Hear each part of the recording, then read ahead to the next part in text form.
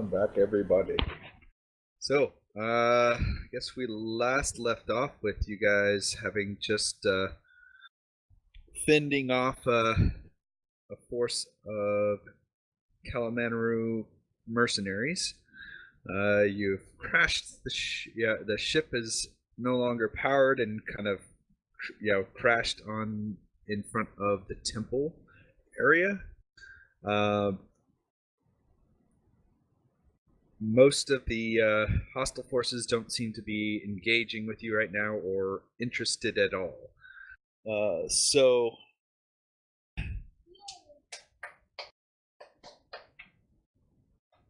Baird makes comment that it's probably a good idea if you have a way of getting out of here to let's leave now. It won't take very long before more reinforcements show up. And he says, besides the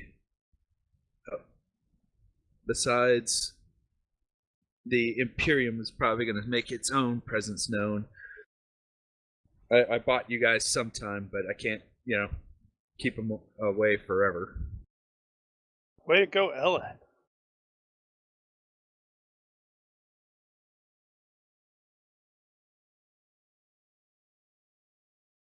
Eddie will say, like, how much time have you bought us? How long will it take for you to get out of here? Well, he kind of looks and shrugs. It's like, we're talking matters of, probably tens of minutes at most. How long would it take us to get the shuttle here, if it can be remote piloted? It won't take probably more than like 10, 15. And really not even that long. That's probably our way out. Yeah, get the shuttle here, have however much of that we're all going to be able to grab from that vault, and then bug out. All right. That was just my suggestion. I'm not making the decision. Okay. Well, that was going to be my suggestion as well, so seconded. Can't steal my suggestion. It's my suggestion. I'm not stealing it, I'm seconding it. Thief.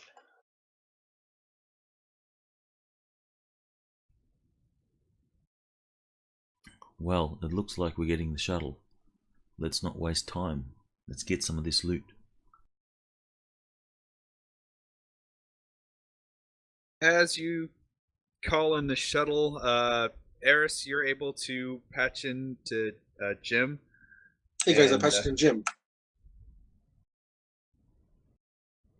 And eventually get Jim to autopilot, set autopilot and whatnot.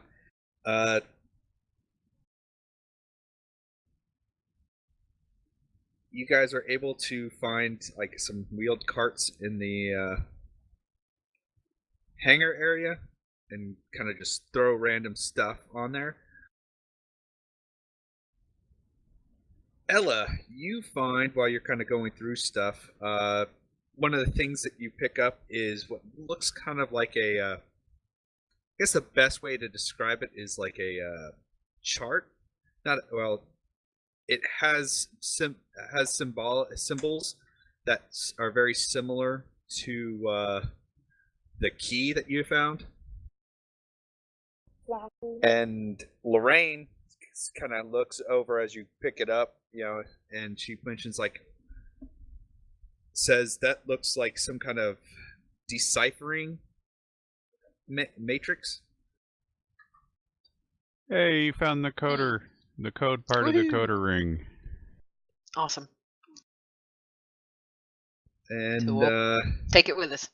All right, so you grab that, and you grab like a few lots of various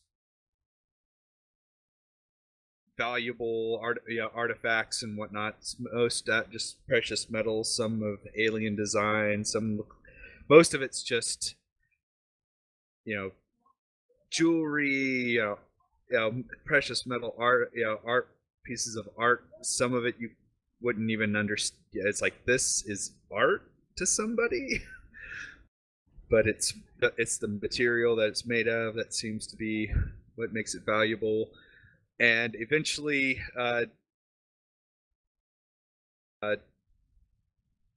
Baird says, "Well, you guys got to go, and your ride's here." And Jim lands the shuttle nearby, and you guys all pile in. And Baird kind of does a final like mock salute to you guys as you take off, and says, "Don't worry, I'll make sure Kellerman doesn't get much more of what's in here." And away you go. Give me whoever is going to take over piloting, because Jim taking off was unsanctioned and you've gathered some attention, so you're going to have to kind of make a couple piloting rolls to terrain mask and escape. Who's our best pilot? Not me. If it's contragraph, I have 14. No, this is a shuttle. That's going to be high-performance spacecraft, I think. Yes, it will. I got an 11. I have a 13. So far, it sounds like we've got a winner. The captain's going to crash us. Sweet. What could go wrong?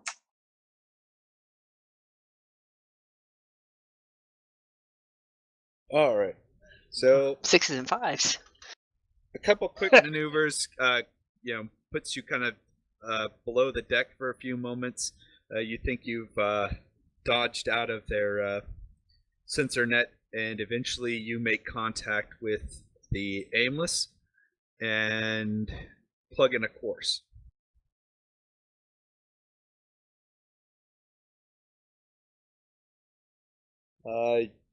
Eventually, it doesn't take you very long to catch up with the Aimless. You dock, and Global is ecstatic. Yeah. Well, you can tell he's more ecstatic than he normally is. He's normally pretty stoic, but he seems to be pretty pleased that Lorraine is back and safe. He thinks Told you we'd bring her back. there's kind of a cool reunion between Lorraine and her father, and it's very obvious to everyone that Lorraine is much more warmer to Global than she is her own father.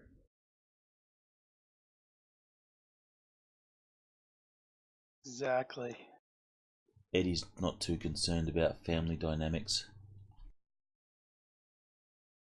He's stashing loot. Ella will catch Abe and say, "Oh, by the way, while we were in there, I found some kind of lab and found a lot of information and some stuff that you might want to have a look at." Neat! So she'll hand off all that stuff to him. I have All no right. idea what any of this is, but good luck. All right. 5,000 years old, that's what it is. All right, so back on the ship, Eris, what are you doing? Gonna be just In the working short on Jim. Okay, starting to repair He's Jim. Give me sobbing over his drone being damaged. No, Okay. I'm not sobbing, but there is a single solitary pronounced tear going down my left cheek. What have they He's done had- to you, Jim? He's had plenty of time to process his emotions by now. It doesn't hurt. All right, so give me a mechanics repair roll for Jim, and we'll treat that like a first aid medical roll kind of thing. All right. He tried to fail. Yeah, he did. Yeah, I did. Look at all those high numbers, man. Wow. We'll get those out of here right now, guys. Let's get rid of them. It's gonna Why be would you one of want those to get rid nights. of them? All right. Buck, what is Buck up to in the short term? Securing the cargo with nets and securing myself with a seatbelt. Right. All right, Eddie. Don't get those mixed up. He's Right. Eddie is totally going to be swimming in the stuff like Scrooge McDuck. Eddie will stash the loot that could be possibly considered contraband. All right. Ella, I'm gonna pause for a moment. Hank, what is Hank doing? Seeing to securing the cargo, I suppose. All right. And Abe. I'm probably going to be going into the lab with the stuff that Ellie gave me to try to figure out what it is and, enlist Lorraine's assistance. Okay. Well, Lorraine seems to be interested, along with her father, on the Star Key and the Matrix. So they will join you in the lab, but their study is going to be kind of focused on deciphering that material. I'll help as much as I can, which isn't Okay. going to be much since I don't speak Balani. Well, I figure you'll probably plug in and figure out what's on the science labby tapes and whatnot. So Gaggle translate. right. Let's see. Give me a. It's a good. Just give me a general science roll, whatever one you like to think. Oh, this is 5,000 years old, so that'll do. Man, another Plies arrow. All right. Okay, Ella. Global will. All right. What's Ella gonna do in the short term? Global will kind of let you head towards wherever for now, but he's like, when you get a chance, we need to talk, and then he kind of goes back to talking for Lorraine for a moment or so, giving you some time to yourself. Okay. Actually, Ella was going to, like, once she turned over all the archaeologically stuff to the smarter people, was actually going to get with, I guess, Global about next steps, about where to from here. Okay, so he will definitely want to sit down with you and talk about that for sure. As you guys have been away, he will mention that he has had the ship refueled, so if we need to make a jump, we can. When he mentions that, though, Lorraine will, make us have been overheard this conversation, and she'll state, "It's like, wait, whatever we're looking for has to be somewhere in the system. They're not jump-capable ships, so whatever we're looking for has to be somewhere here in this system." So Global will kind of turn back and look at you, kind of raise his eyebrow, like, "What's all that about?" Ella will kind of shrug at him and say, I have no idea what it is we're looking for, but we found a bunch of stuff that seems to indicate there's something here. Not sure how big it is, but if it's important enough for them to come up with like decoder keys and a big matrix, it must be something they wanted to keep hidden. All right. So he'll, well, I guess we're at the whim of Lorraine then. He does suggest that we go find some place to park the ship out of sight, because he will mention that there has been a few other ships in the area that have arrived. A couple. He does mention that he suspects they've scanned and identified 2 Varger Corsairs, along with one that matches a transponder code that with Calaman, another Calaman ship. It wouldn't happen to be those same Corsairs we shot at earlier, would they? He's not entirely sure. One ship does seem to kind of track along those, but Because that'd be awesome. Actually, he mentions one. He kind of pulls you aside. It's like, I think it's your old friends, and he shows you the markings, and sure enough, it looks like They belong to the, what is that group name? Your enemy. So We have so Oh, many. that's Hella's enemy. Right. yeah, the starts with a D. I can't see Oh, it on your character sheet. I couldn't pronounce it, but I know the The one you're talking doggies. about. Yep, It's like DZARUKH or something. the Dizarag. Looks Whatever. like the Dizarag are under the hire of Calaman for now. That, yeah. Also, just a quick Great. shout out to Bruno, who has joined us in the chat Hey, again. Bruno. Bruno. Hello again, Bruno. Alright, the Zaruk. Alright, so, he'll plot you guys a course. As you guys start to leave the planetary proper, and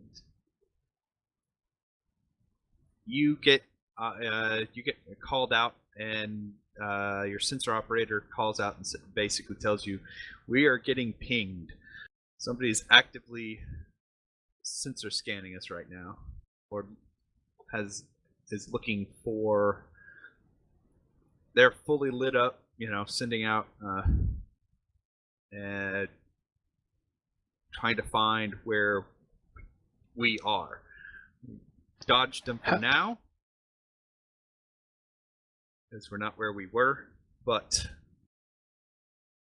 whoever's out here in this big patch of space is definitely looking for us. How are the sensors on the shuttle? Can we passively, since they're fully lit up, can we passively figure out who it is or where they are? We're back on the ship now. Yeah, you've made it back to the ship. I didn't realize that part was narrated. Awesome. Well, let's find out who it is then. All right. Okay. Give me a sensors roll. Okay, electronic sensors roll. You're not sure. There seems to be a lot of RF traffic in the area, but you can definitely tell that's there. It seems to be the best you can get with is it's an Imperial radar net that has gone active. I'll pass that along to the captain. Or admiral, I guess, in this case. Great.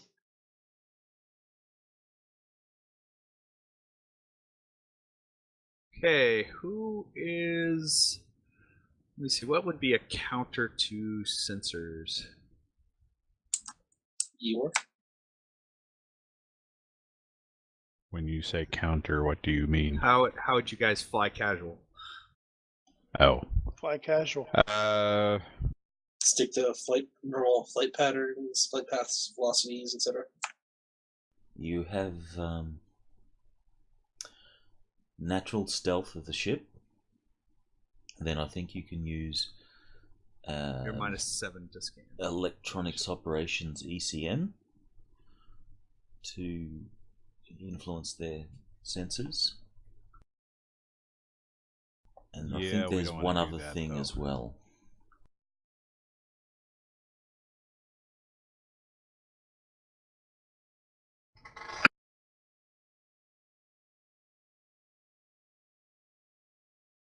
All right.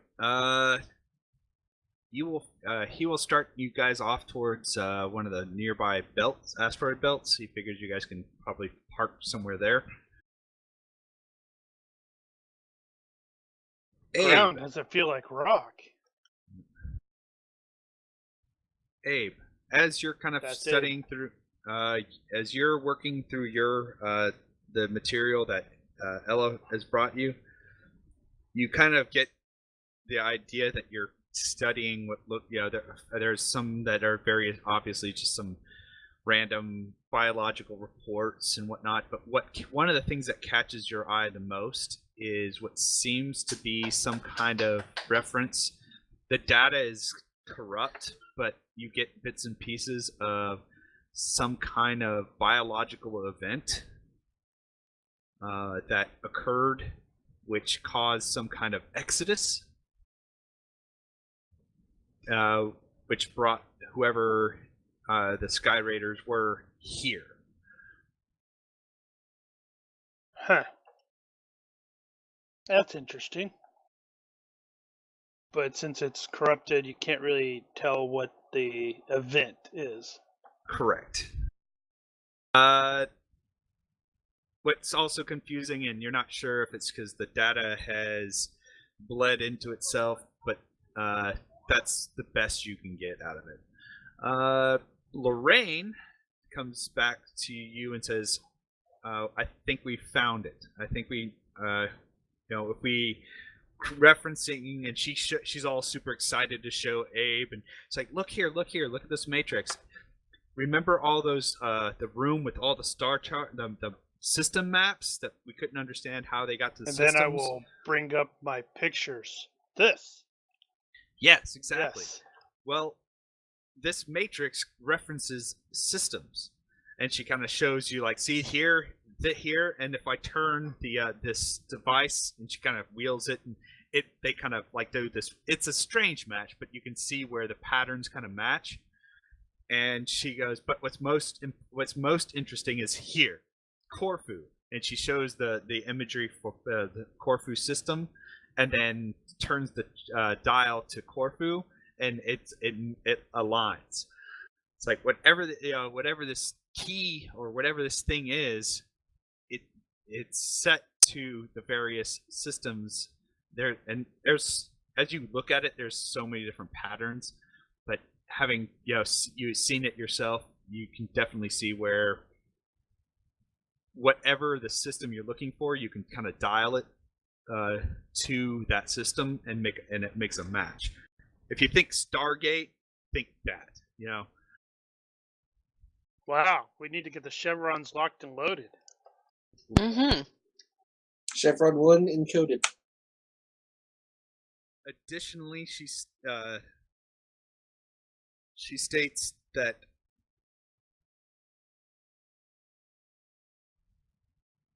it looks like best guess is where we're heading. Towards the asteroid belt. Give me a second, guys. Sorry. Pause. Sure. I feel like we're being paused for some reason.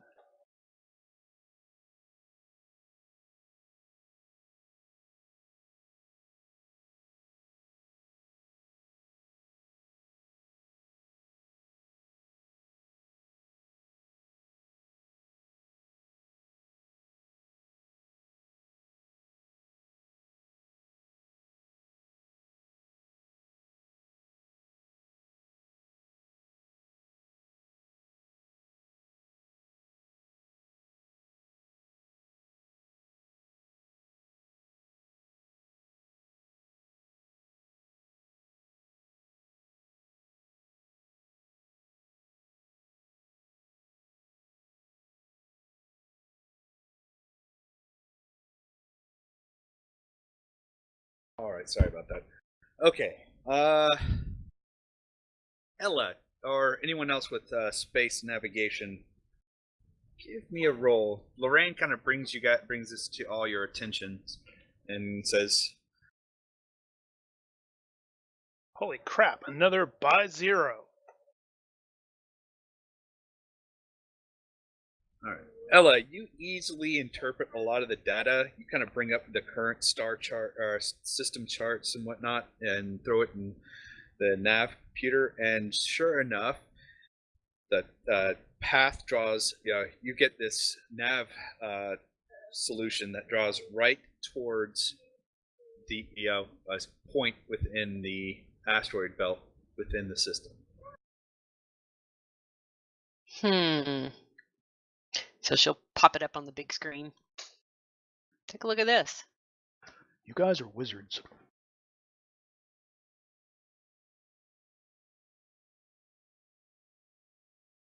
So Global looks at you. It's like, so are we going there? Ella will kind of look around. According to the charts, it's just a asteroid belt. Must be something. Anybody opposed to going and checking it out? Let's go to the mysterious asteroid. What's the worst that could happen? What could go wrong? That's seriously going to be our theme song yet. Well, there's a lot of things that could go wrong. Eddie will pipe up, but what about the people that are looking for us? Won't they just follow us there, potentially? Well, maybe we can try to avoid them.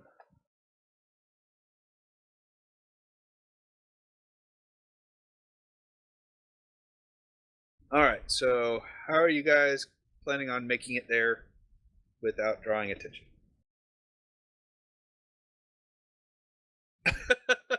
I love it.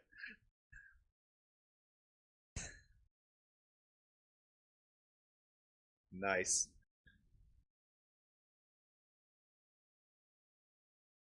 It's not paranoia unless you're wrong, right?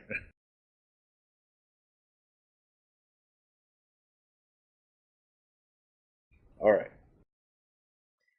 Any suggestions on how we can fly casual our way there? I mean, we've avoided getting scanned so far, right?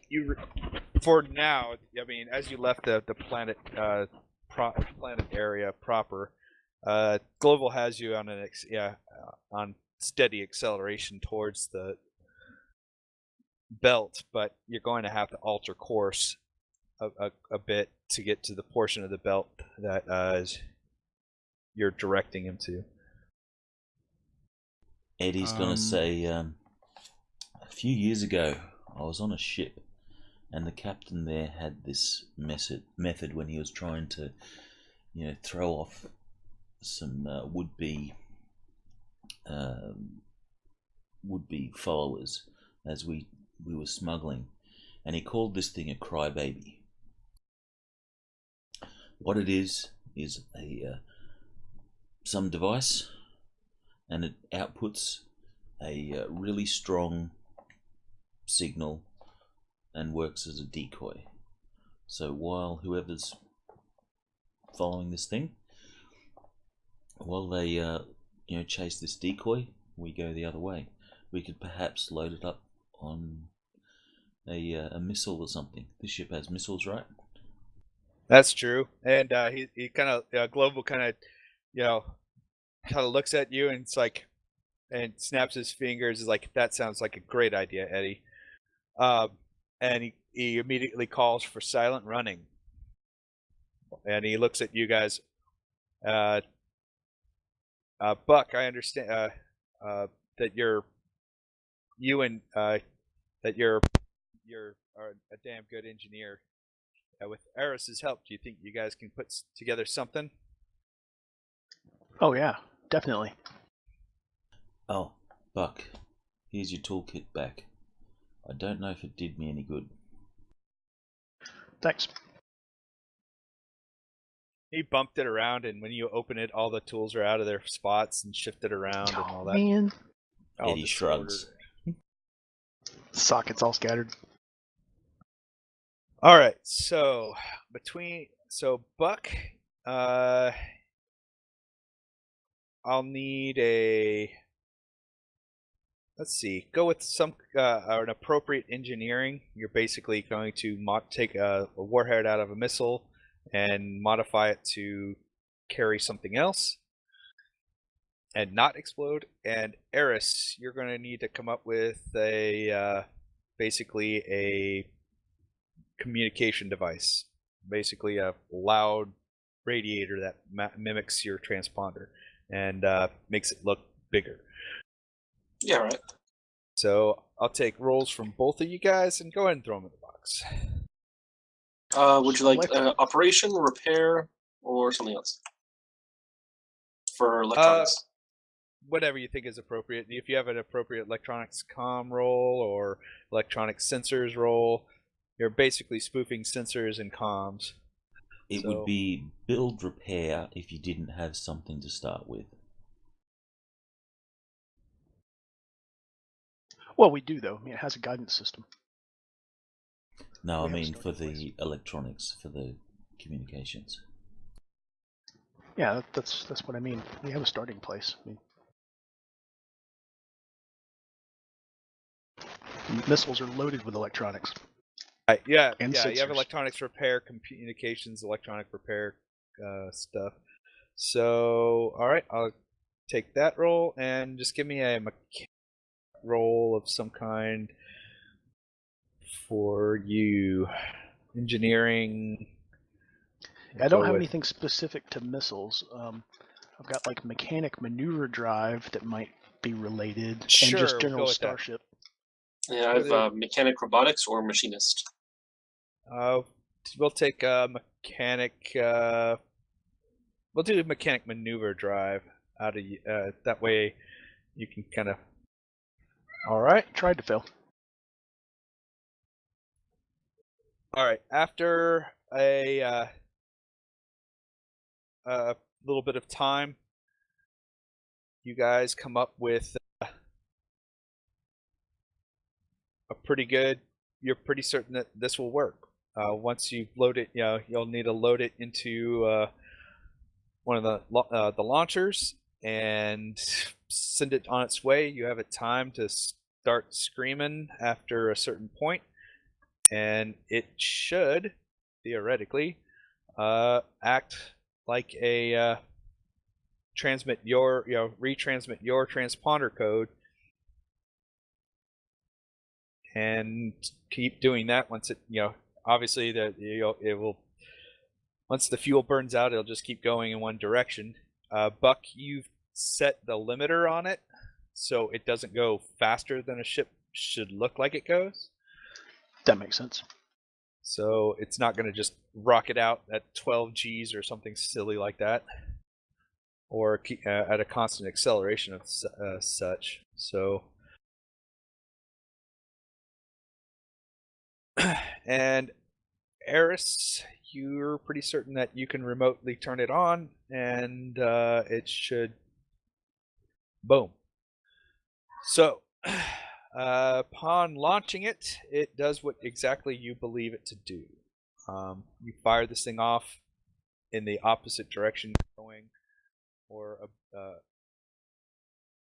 and after it kicks on, your sensors register a second report of your transponder.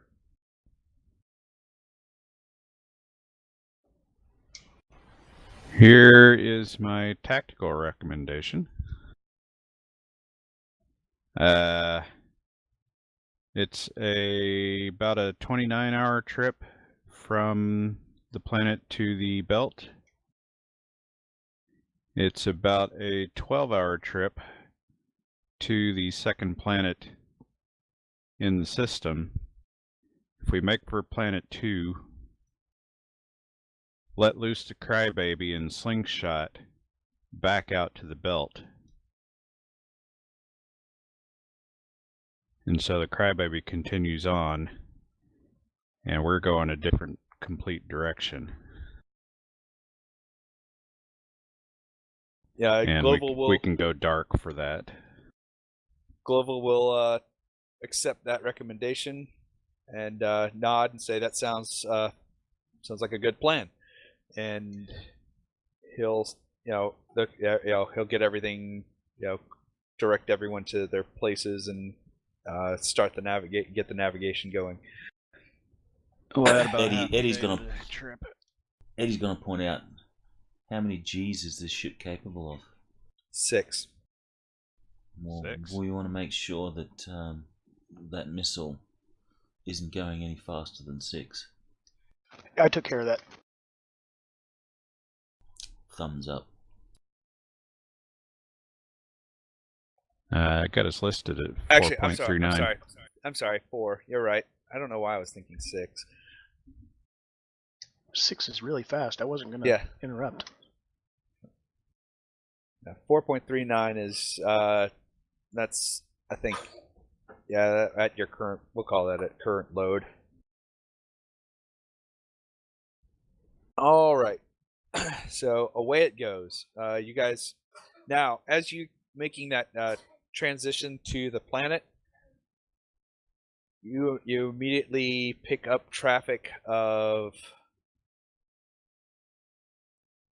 other various ships that are actually, and you're pretty certain they are marking a course.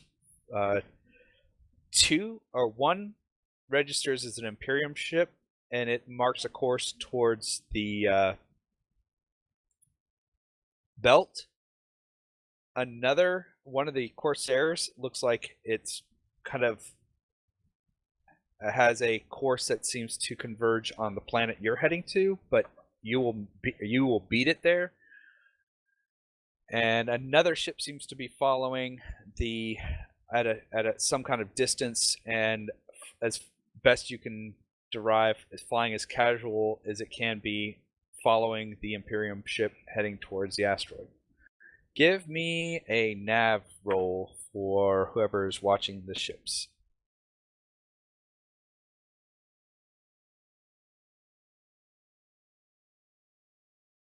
That would guess be that's our me. sensors officer, wouldn't it? Sure. Who's working sensors? That's Hank, right? Who's our sensors guy? No, that's Eris. Eris. Yes. Sensors. No, it's navigation. Oh, yeah. Well, sensors gets you all that information. I should have had you roll that first. So give me Hmm. a...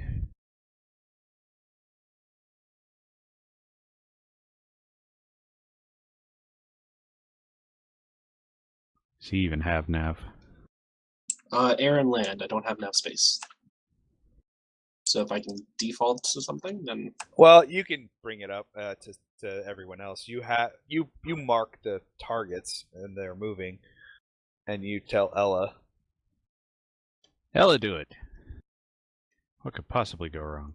Ella, you are dead certain that the course the Imperial ship is taking is in fact directly to the same spot that Lorraine pointed out to you guys based on the chart. Interesting. So she'll be like, so how is it that they know where we're going? And she'll kind of look around the bridge. It And- totally wasn't me. And everyone kind of looks at you guys like, I don't know.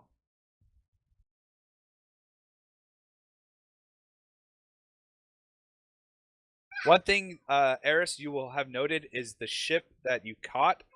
The Imperial ship seems to be much more stealthed out than normal. All it right. appears to be much more stealth out than normal. As Ella brings that up, she's going to study body language of everybody around to see if anybody reacts like they are, in fact, not working for us, but working for somebody else. Roger.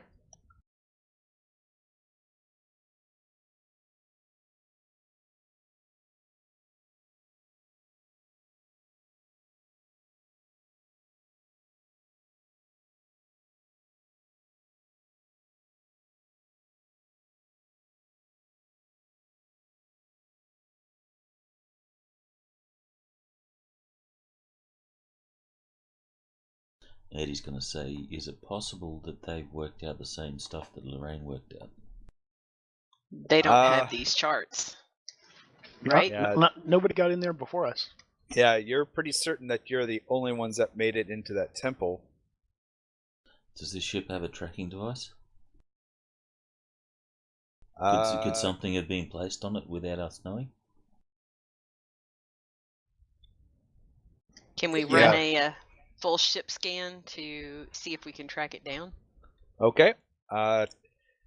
Global will definitely frown when he understands what you're suggesting, and he's like looks kind of ticked off at the possibility that somebody has given up whatever you have away.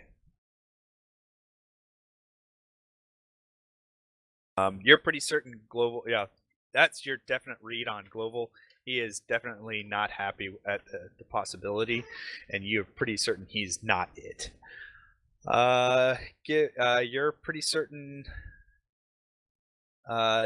those amongst your crew haven't said anything. The only people who would know would that have talked directly.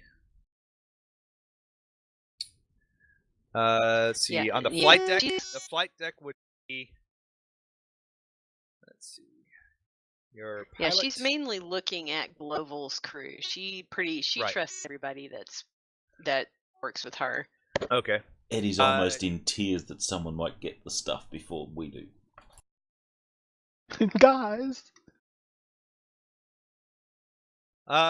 You're not reading. You don't read any kind of deceit amongst any of the crew that are in that area that you're in, and no one else has been. The only people that have been in conversation has been you amongst the crew and Global, Lorraine, and her father, and your pilot Lily. Everyone else was either in engineering at the time or doing their other crew duties.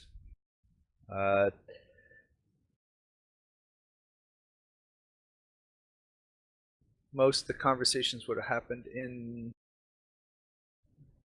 It's totally Lorraine's dad. He's the traitor. Or we got an android that just looks like Lorraine.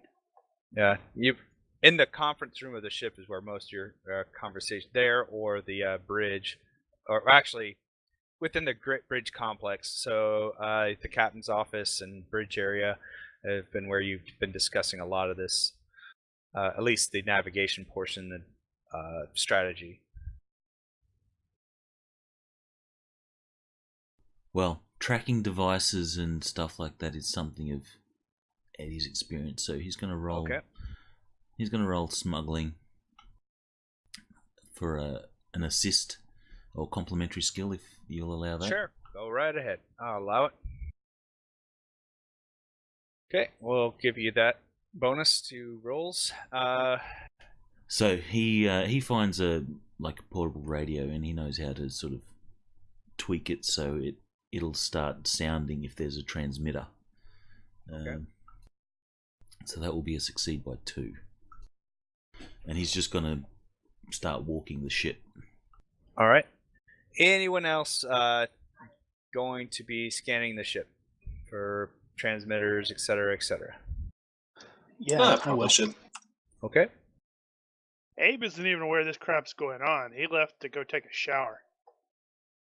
He doesn't Sure. like sand. It's coarse and irritating and it gets everywhere. Ella will also join in and start searching the ship. Oh, I was going to say, join in I was with about the to say, shower. wait, what? Good lord! All the 4s and 6s. Why? I know it stinks. I don't like it.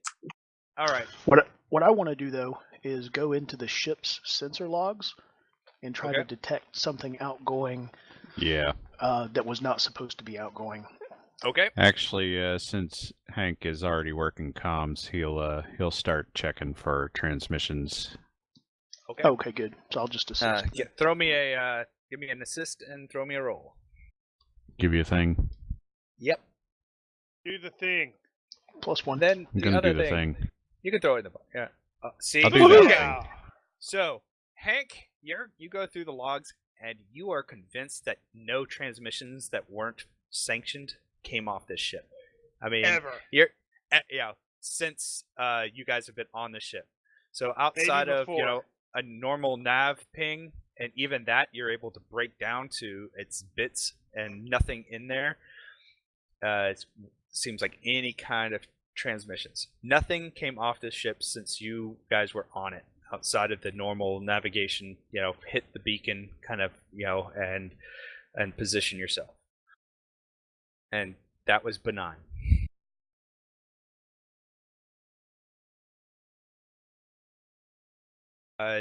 As you guys spend time scanning, you get nothing. Everyone kind of looks nervous, like they start kind of looking at everyone else, like what's going on. because right now the only people who know are you guys, the captain, Lorraine, and her father.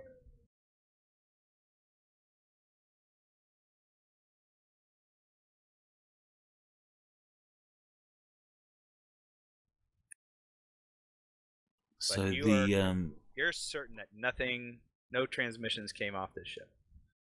what about a tracking device? Is there anything that squeals on the little comm That thing one's that? showing up in the sensor logs. Yeah, Hank had the was looking for any kind of trace transmissions of any kind, and nothing came through. The only kind of transmissions that don't show up in those logs that I know of are psionic transmissions. And I don't know anything about those except what I've seen on the hollows. Now, the only thing granted, Hank would mention that if you had a laser transmitter, that might do, but none of the laser comm systems on this ship were ever accessed, used, or otherwise. But again, Hank, you're convinced that nothing out of the ordinary occurred. None of the sensors, comm systems, or anything was turned on, aimed, or accessed outside of what you guys had since you've been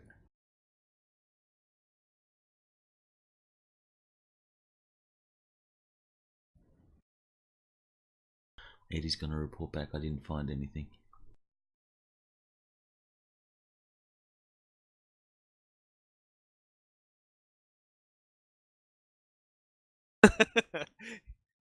Yeah, you're the hairs on the back of Abe's neck go up when for no reason.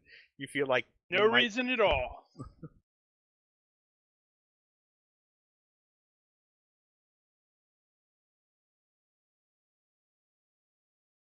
Well,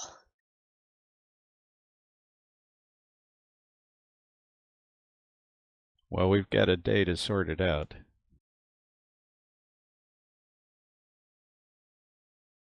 I guess we just keep on, and if anybody thinks of anything else that we should check other than psionics, how would we even be able to detect something with psionics? Only if we Your had guess our is own as good as psychic. mine. Yeah, probably. I mean, there's not. They make technological devices that can block it. They're like personal devices that you wear on your head. But I don't know of any other kind of. There's no other like psionic equipment or technology that can do it, that can deal with it that I'm aware of. These are Varga that are following us, right? You got Varga in the area. You have one Varga ship that seems to be trying to reach this planet that you're going to kind of use to slingshot yourself around. So you feel like you've probably been made by at least the Varga ship, and he's trying to cut you off, or at least try and get to where you're going at some point and then kind of follow you from there. Eris, give me another sensors roll. One more sensors roll in the box. Merry Christmas.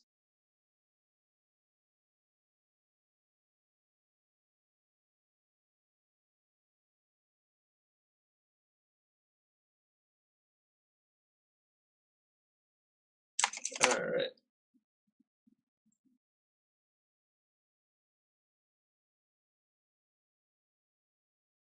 I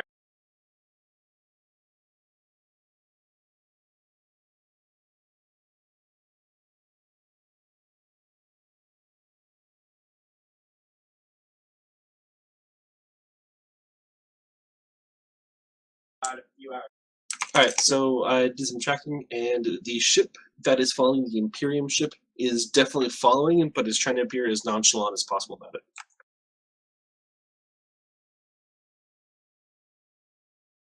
So they're trying to fly casual. Yep. Yeah, there's really no way to look casual in space flight. You're either on an intercept course or you're not. Yeah.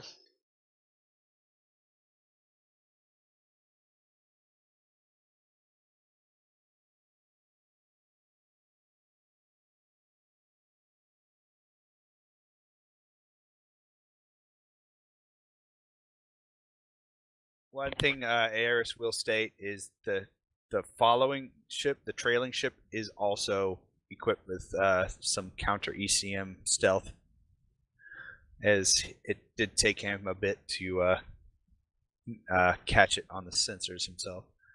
His roll was significantly high enough to.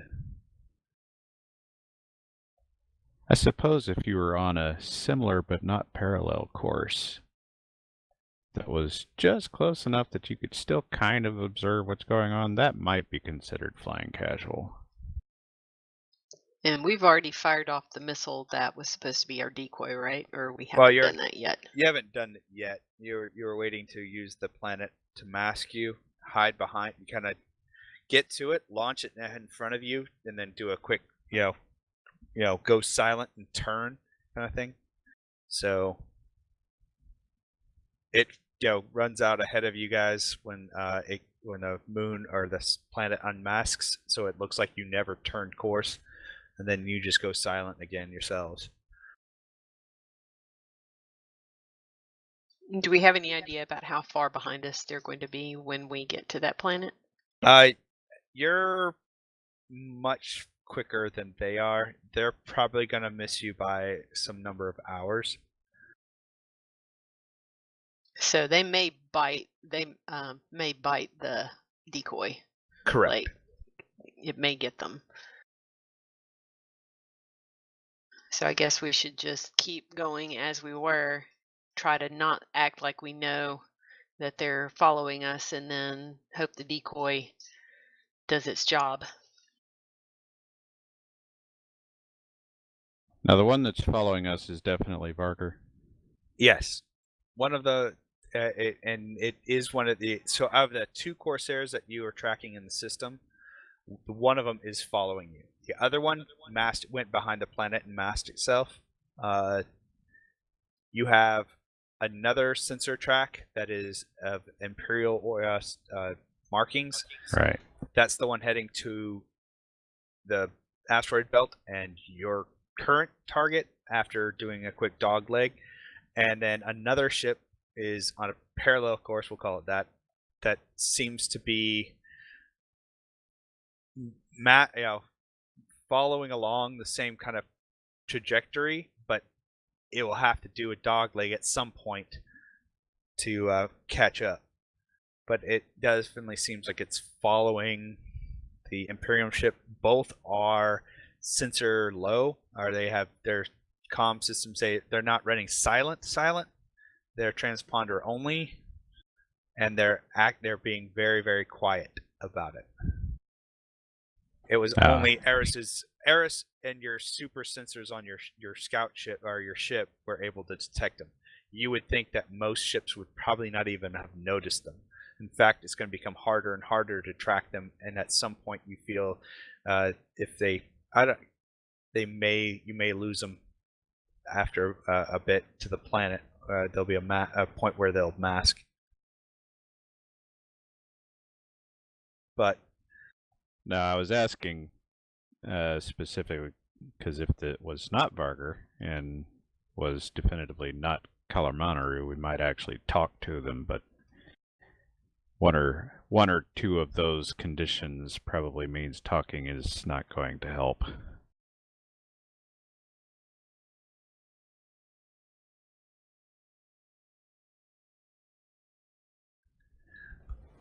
all right, so the hours kind of whittle by. You make it. Anything you guys are gonna do to change? Yeah, it's gonna be hours either way. Get some sleep. Okay, so hours tick by. You guys make it to the planet, and you call. The ship goes silent. The weapon, your decoy is launched.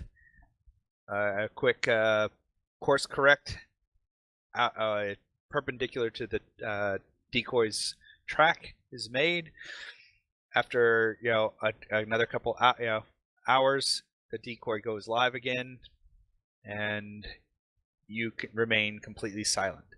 One thing to note is ships as silent as you tend to, if they're seen, tend to draw a lot of attention because Normally, the only time people go this silent is when they're ready to attack. But that's just, how it is. It's a trap. As you guys continue on, how long? Oh, I'm sorry, Hank. Or how long? What was the duration? Make up your mind. What was the duration of travel from Corfu to the Oh, belt direct? Direct was 29 hours. Okay, and you guys are course correct. You're kind of doing a dog leg, so we'll call It's going to it. be 12 hours to Planet 2 and then another 31. Okay, so as you kind of continue traveling, Eris, you're pretty certain. Give me another sensor roll. Sensors. Box? No box? In the box, please. Box. All right. After the prescribed amount of time, you loot. The Imperium ship makes it to the. It makes it to the belt and disappears off your scope due to the clutter of the asteroids. You do track a course correct from the other ship, and it does seem to head back in the direction where you lost the Imperium track. Oh, so much for them being sneaky about trying to follow. Well, once the ship went into the, hey, it's harder to track, all the everything there, so they used that as their chance to move quicker. As for the Varger ship, it takes the bait. It continues on the course that you set the missile. However, the second Corsair ship, after appearing from the planet Mask, is a number of hours behind. You find it is a number of hours behind the trailing ship. So the second Corsair, it was waiting to see where is in some kind of comms or is following the unknown ship and has taken up a course that seems to intercept that one. And it looks like it's burning as hard as it can to catch up.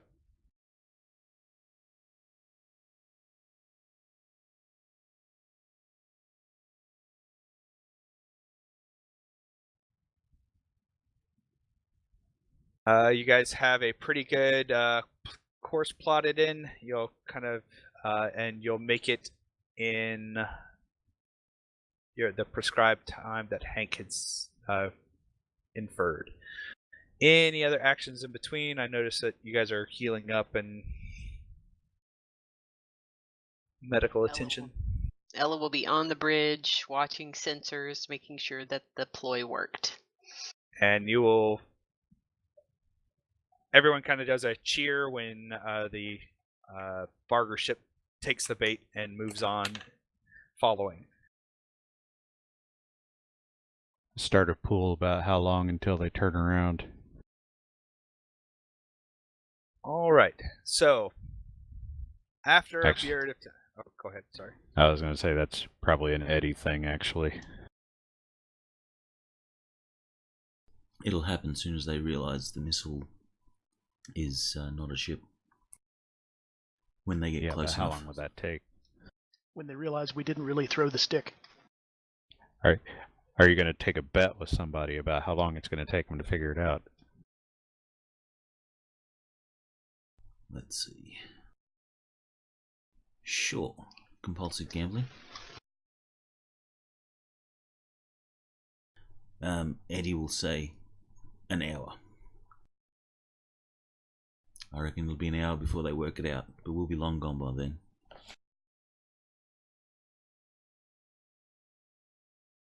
Marco totally takes that bet along with, but he says he thinks that having worked with you, it may seem like a good idea, but he thinks that they'll probably stop chasing that bone after about 30 minutes.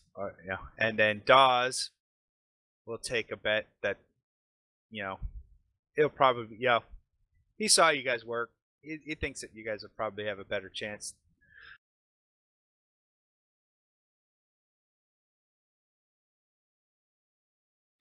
Well, I know how much fuel the thing has and how long it can burn at 4 Gs, so put me down for 2 hours.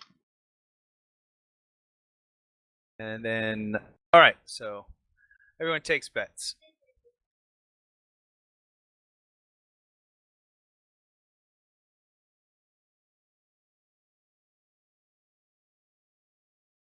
All right. So 50 creds. All right, let's see. Buck, you kind of put the rocket together. But let's see. Actually, let me see what your rolls were. Actually, you know what? I'll do a sensor D6 roll times into 30 the minutes or something, Shh. so everybody has a chance. That's a good idea. All right. So, Buck, you win. About Told 2 you. hours. You guys, about 2 hours in, it makes a course correct and starts heading. There's a moment where it does a course correct and heads sort of back towards Corfu. You guys can watch it on the scan as it kind of tries to make up its mind, and then course corrects towards the other Corsair. Actually, it takes it looks like it starts to plot a course that matches the other Corsair's course. So it's trying to convert. All points seem to be converging on where the Imperium ship went. You guys will definitely make it there before the second Corsair, but you will make it there after the Imperium ship, which is already there, and the 2 other ships. Eddie will hand Buck 50 creds. You'll say, that was a lucky guess.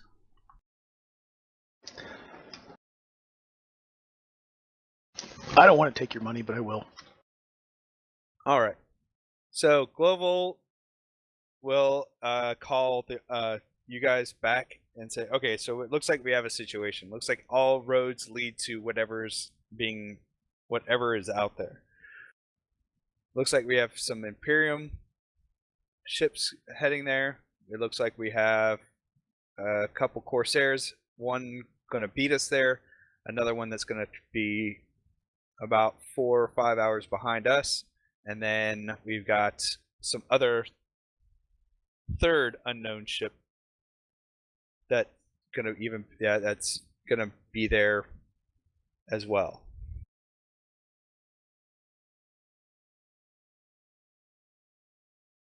So what are our options? Whatever's out there is attracting a lot of attention. What makes me interested to see what's there?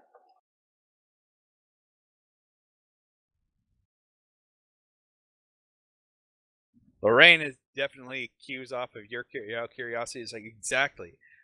And she kind of looks and says, besides, I think whatever's there, they're going to need this. And she kind of holds up the thing. Dun dun dun. Ella looks at her and says, well, don't lose that. Eddie's going to be looking a little bit suspicious. He's sort of looking down at the floor of the ship, and then he sort of looks up at Lorraine and Co, sort of ignoring our own crew members, and he says, there's an awful lot of interest in what we're looking for here. Is there something that you're not telling us? Lorraine, like, what do you mean? Have you told us the whole story? She kind of looks back. It looks at you, then looks at Global, and looks at Abe, and looks at everyone again. It's just like, no, I think I've said everything, but whatever's out there. It could be either the base, the Sky Raider base, or some other means which they travel.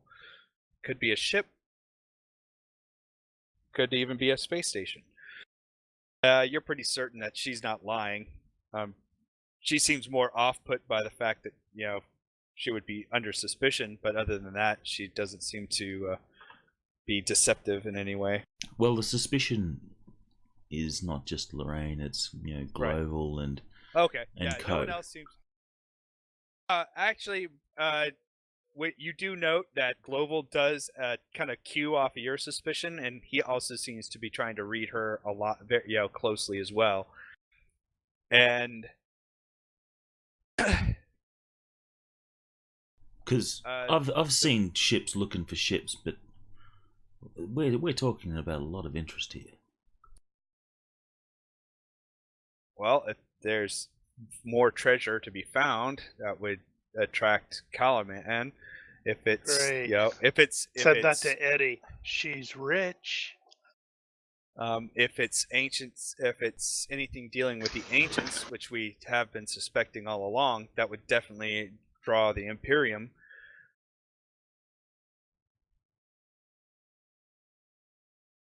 All right, well, that sort of satisfies. Eddie didn't get a read off anyone that was like disingenuous or anything like that, right? No. Nothing So like that. Eddie will just sort of shrug and say, "All right, we'll just write this one off as an odd event." All right. So, suggestions. How are we going to approach this? Potentially, we have Imperium entanglements, Varger, and a yet third unknown party. All seem to be quite interested in what's going on here. Oh, they're not unknown. They're going to be Calamaraneru or whatever. Agreed. I think you're right. I mean, think are they they were- working together, or Well, are you they do- separate entities? You're pretty certain that Calaman has is working with the Varger, or the Varger are working for Calaman. So, all cards on the table. It seems like Calaman was waiting for someone to make a move. Two people made. Okay, so Global kind of looks at you guys and is like, so. Hey, there are 2 unchecked boxes. Oh, are there two? One of them's probably Jim's. One of them is definitely mine, yeah. Are both of them yours? That'd be odd if they were both mine. No, they're not. I can, yeah.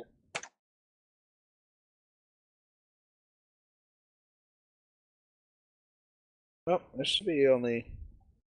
Yeah, because it doesn't count. It counts connections, not people. Okay. Oh. I don't suppose it does. Oh, you know what? I bet you it's Eddie. He lost connection before, and then it came back. So, That makes sense. Oh yeah. all right, okay. So, Global, what's our? Okay, you guys had some awesome. Yeah, we've had some good ideas up to this point. So, how do we approach? How do we make this approach? Right. The delay may actually work in our favor because we're going to have 12 hours basically to observe them and for them to duke it out before we get there.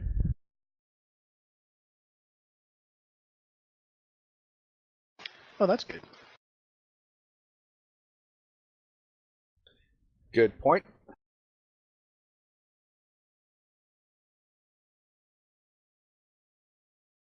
So, like, basically let them go in and beat up on each other, and then we take down the winner.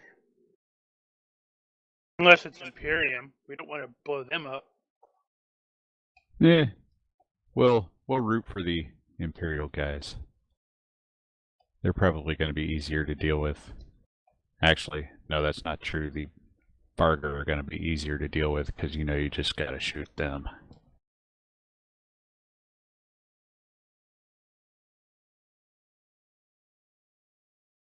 They're not subtle.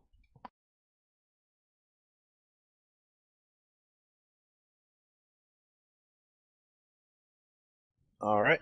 So we keep we maintain our current course. Watch watch and see if we can see what if anything is happening over there, and then we keep moving in slowly. Then is what it sounds like to me. Yeah, until we have any idea what our objective actually is. Global will definitely state he would prefer not to get into any shooting matches with the Imperium. But, if it comes down to that, we're going to, he'd prefer a full-on retreat to,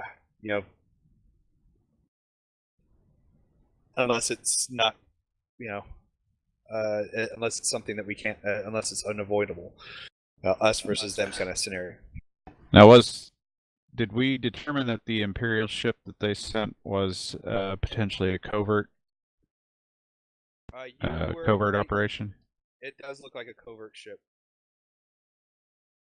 So I'm wondering if we can't just contact them and get permission to approach or whatever. I mean, we could say we have a claim to something in the system, but would be hard pressed to actually prove that.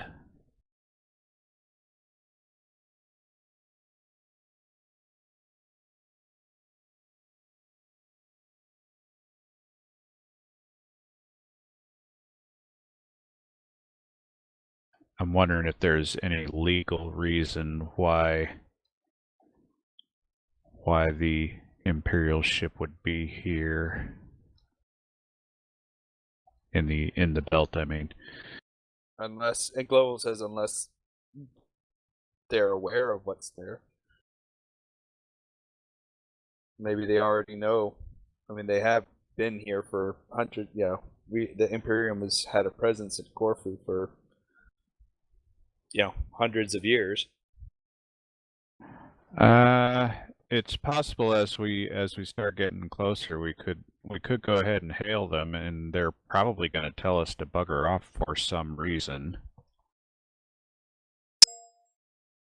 Or if they don't, then whatever. Do we really want to hail them though? Yeah, if what we're looking for is over there, they're not going to want us to get close. And Global will agree with Abe. It's like if they're aware, they're not going to want us to get close. I mean, if we're talking ancient technology here, you know how the Imperium is about all that kind of stuff.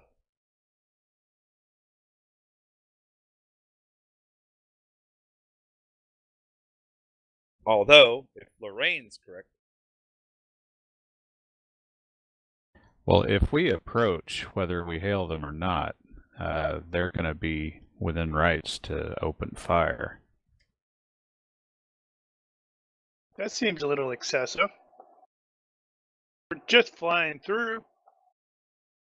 We'll sneak in behind the other asteroids. So are we heading for a planet or asteroid? Something marked in the asteroid field. Likely an asteroid itself. Can we actually start going over the astrological data of the system and maybe determine what exactly it is we're headed for? I mean, you could probably narrow it down whether or not it's an asteroid or not. All the asteroids should be known. The larger ones for sure. Okay. Sure. Give me a I don't know, a research bonus to astro or navigation or something. Electronics operations sensors. Maybe a navigation bonus to research. That'll work too. Who's our chief researcher? I have a 13. It'll probably be looking. I have a 14. Ah, there you go. Sounds like Ella can probably handle that on both sides. Wow, there. I'm only got a 12. All right, so I guess roll navigation first, and then research. Sure. All right. All right. All navigation charts shows that there is no large or significant asteroids at the point, at that nav point. It registers, all data of that particular area seems to be benign. There's nothing there. Hmm. Well, of course, She'll- there's nothing there. We haven't activated it. Yeah, she'll relay that to the group and then kind of muse to herself. I wonder if it's another ship. Yeah, that would tend to suggest a ship or potentially a station, but if it were a station, it'd have to be small. Somebody would have spotted it. And this being space, you can't just hide stuff out here. Maybe. Yeah, Global will say it's surprising what you can hide, especially in an asteroid belt. Especially, Okay. and additionally, if the Imperium wants something hidden. Well, let's do this. Let's with the research that we just did, Ella's going to try to identify like the nearest large asteroid that maybe we can kind of tuck ourselves in or hide behind while we get our bearings on what's going on. Yeah, it's not out of the question. You could plot a course through the belt to take advantage of the larger bodies and potentially mask our approach. It'd be really, really hard, but it might help. All right. Give me a. Sure. We'll just go ahead and I'll just reverse your rolls. You're pretty certain, based on what you have, you can plot a pretty good course that uses the larger bodies within the belt to kind of hop through and maintain a mask against the location you're moving towards. I'll give you that. So are the converging navigational plots from the other ships all pointed at that direct point? The Imperium ship is for sure. What you will give me a navigation roll from somebody.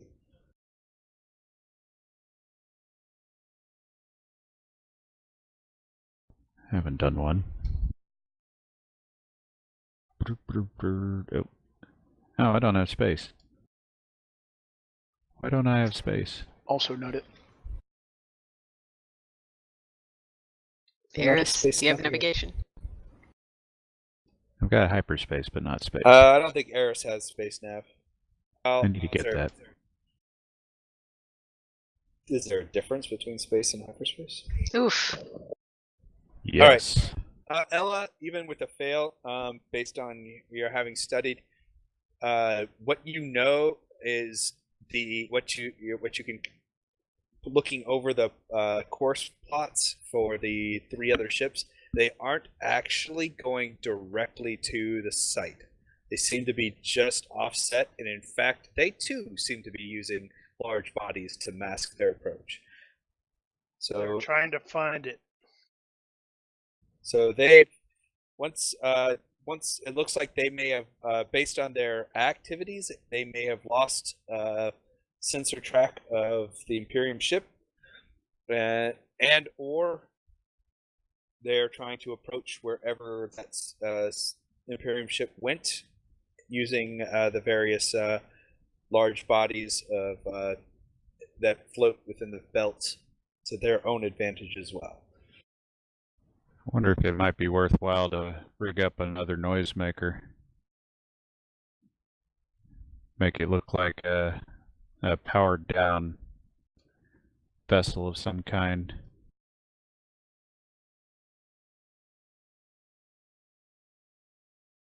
Kind of fiddle with the signature, make it look like something unidentified. Between Buck and Eris, they're pretty certain they can come up with something.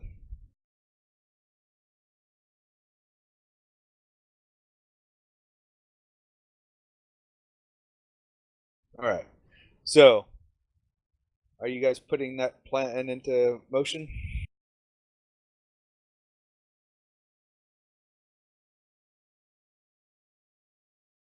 If it will cause some additional chaos out here that might get their attention, then might as well. Yeah. All right. You're pretty certain that definitely draw attention. What kind and what response, you're not sure, but definitely, if you're trying to sneak in, it'll give something. It'll give somebody else to look. Give something for other people to look at other than you guys.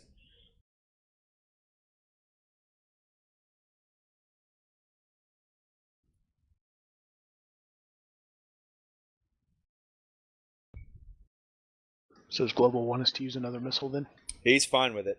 I mean, you've got weapon Alright. stores. Guess we'll do the same skills again. Yep. Okay. Sheesh. I'll give you bonuses because you've done it already once. So it's like, oh, we did it this way and this way. We just want now a transponder that reports. Now, how do you want the transponder to report, or do you want it just to appear bigger than it is? Well, what I was thinking was not a transponder. It would be sort of a reactor. Try to mock up a reactor signature of something that's powered down.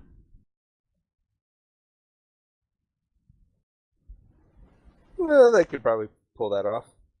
So we'll keep doing the rolls. All right.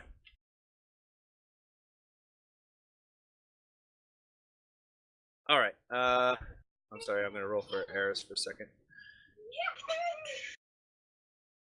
Shout out Why to isn't he rolling? Jackon, who's joined us in chat.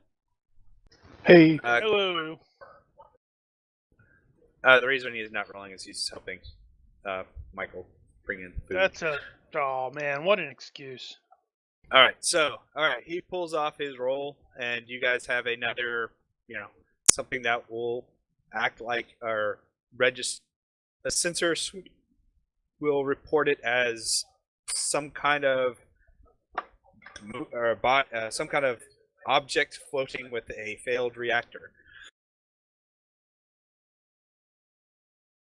Cool.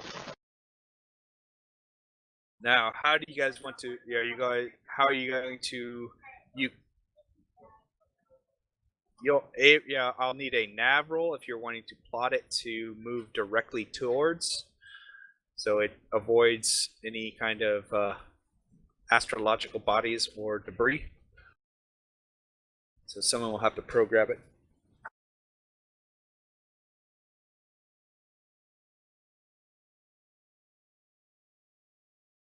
If Buck doesn't have programming, I think. Oh yeah, I have programming. I thought you meant navigation. I'll go with the programming roll. You're basically giving it a robot brain. Not bad.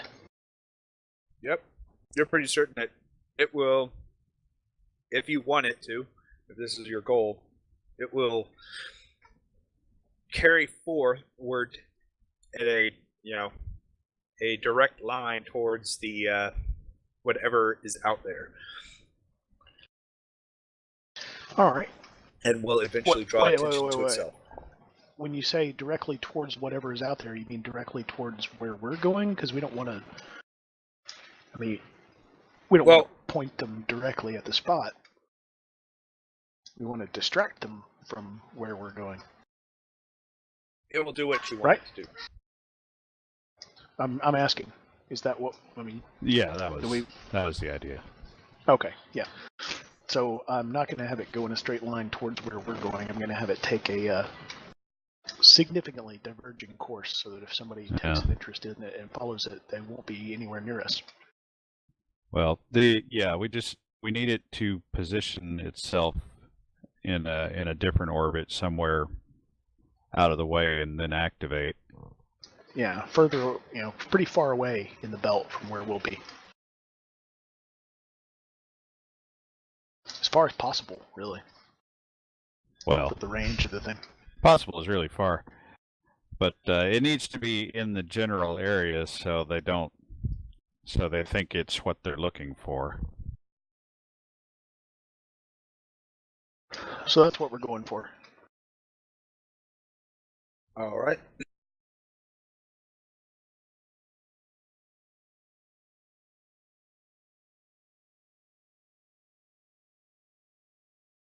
Do you affect this plan? You make it happen? Or do you wait? Right on. But do we make it so? Global's ready. Global after a bit, it's like he's ready to do it. I figure we'll probably release when we're in the belt and on our masked approach.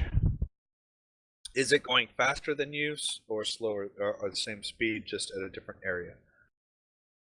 Well, honestly, we could just drop it behind us.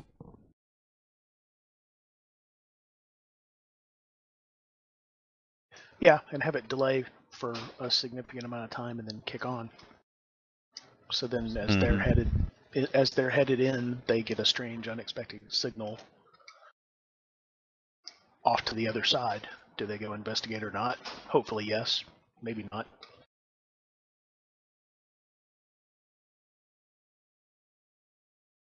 We would. All right. Somebody can. All right. So you guys kind of throw that behind you, expecting it to kind of draw attention to your guy, to itself, and hope that, as I understand it, you want all attention to be drawn on it, following you behind you, and potentially at a good distance away. So if they come after it, they will pass right past you on their intercept course to it, but not you. Yes. Okay, so you do that. You launch. After a bit, you launch it. It eventually starts to. It shows up on your scopes after a couple moments as some kind of powered down drive or reactor of some kind of moving through the asteroid field.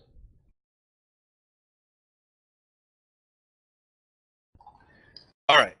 Somebody with sensors, I will need a sensor roll. In the box, please.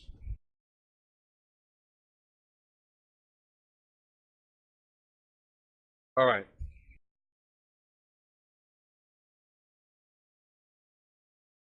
As you guys make your way through the asteroid field, and you are approaching you get within, as you start to approach, all of a sudden, a broadcast transmission comes across. It doesn't seem to be directed at anyone in particular, but it states, warning, all, space traffic in this area. This is a restricted area, and it gives off this. This area is restricted by Imperium authority. This area is considered extremely hazardous. Please turn back. Change course. Imperium will not take any responsibility for continued flight into this asteroid field, and it gives some kind of like the asteroids in this area have volatile movement. Some are of explosive composition, etc., basically making it sound like if you keep flying in here, you're going to be flying in a minefield kind of thing. Yeah, and we know they're making that up because we have a 5,000-year-old map that wouldn't be accurate anymore if that were true. But you're pretty certain that you may have tripped a sensor net somewhere. Ah. And so it doesn't auto-transmit unless you get close. Or it detects a body. You don't feel like you're detected, per se. No traffic seems to come towards you. but whatever automated system you triggered is starting to squawk. So that has nothing to do with the ship that just arrived, or arrived ahead of us. No. Maybe they set it off. Or maybe the missile we just rolled out of the airlock set it off. No, this will be after some time after you've already dropped the thing behind you. Yeah, we were delaying it so it wouldn't activate right next to us. Right. So, How far out chronologically are we from arrival? you figure you're probably about a few hours out at your current course and deceptive jump leaps and bounds. So do we have any, can we see any of the other ships at this point, and what have they been up to? Give me a I'll just use his old sensor roll. It wasn't bad, but you actually, based on the density of the particular field here, you don't seem to. You're able to catch what might be sensor tracks of a vessel or two, but you lose them almost as rapidly as you catch them.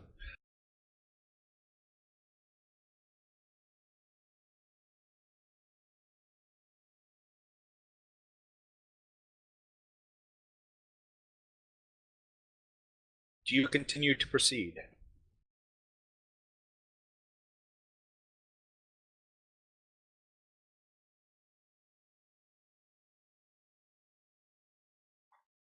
Anybody have any think so. objections?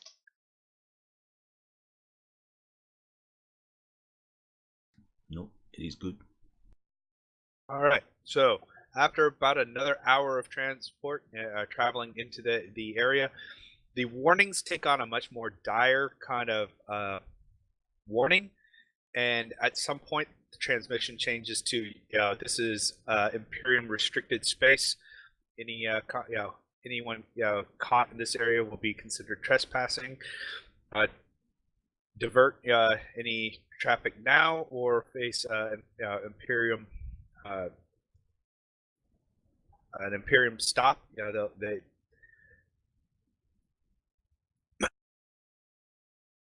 if you're caught, you'll be in violation of Imperium law. Blah blah blah. Risk ship confiscation, etc., etc. Sounds like good we thing we're not in our basically. ship. Yeah, sounds like we basically stumbled onto this sector's Area 51. Cool, little gray aliens. I love aliens. I know, right? Oh wait, sorry, I'm in the lab.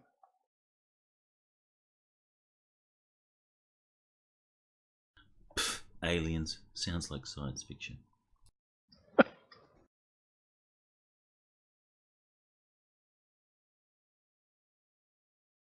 All right, you proceed. Do we have any reason not to? Nope. All right. I mean, apart from the whole thrown in prison and everything taken away. Explode and die? Well, No, it's not I our don't think ship. so. All right, Eris, give me a sensory roll.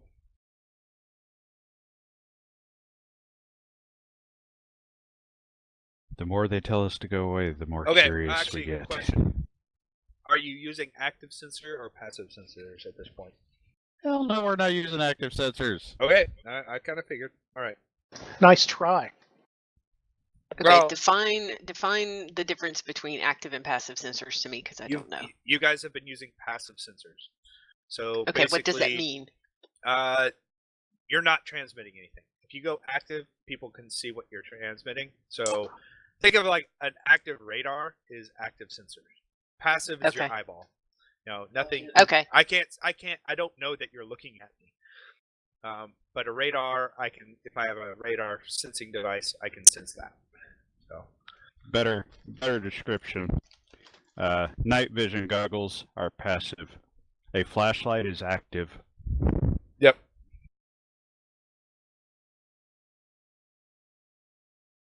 In the box or no?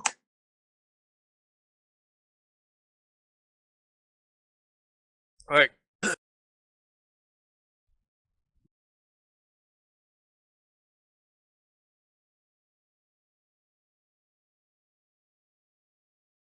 Or listening to someone carefully Actually, sneaking hold up on. on you is passive. Shouting out, "Is there someone there?" is active. Yeah. I suppose All that right. works still. All right. Do you guys proceed? On to the next point. All right. Yep. Shortly after you guys pass that beacon, or that where that beacon activates, you get a sensor ping off of something coming active, and it immediately makes it races off in the direction of your decoy, and it accelerates rapidly.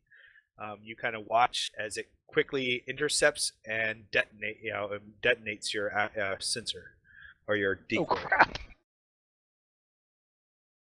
That's Missile? no good. So those are missiles. You're pretty certain that whatever it was is likely a active mine of some kind.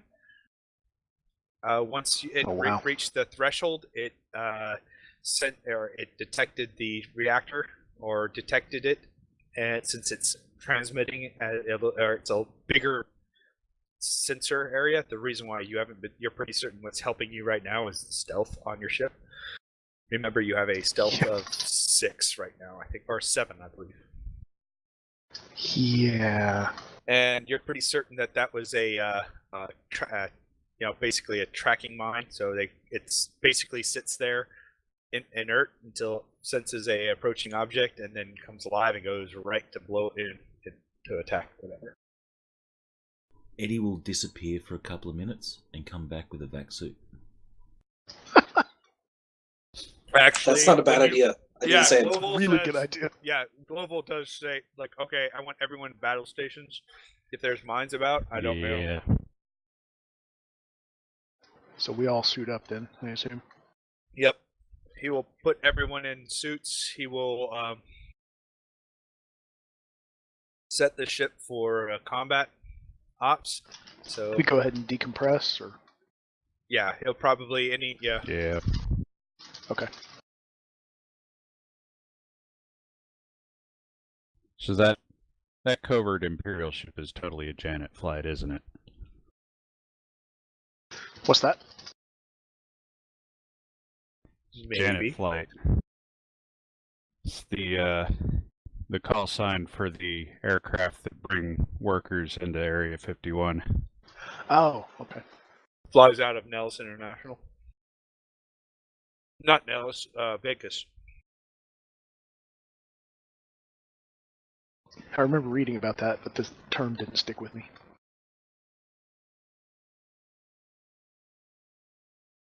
Well, you're pretty confident that whatever's out here, the Imperium does not want anyone getting close to it. Now, Global does say, all right, well, we keep moving, we risk alerting one of those mines ourselves.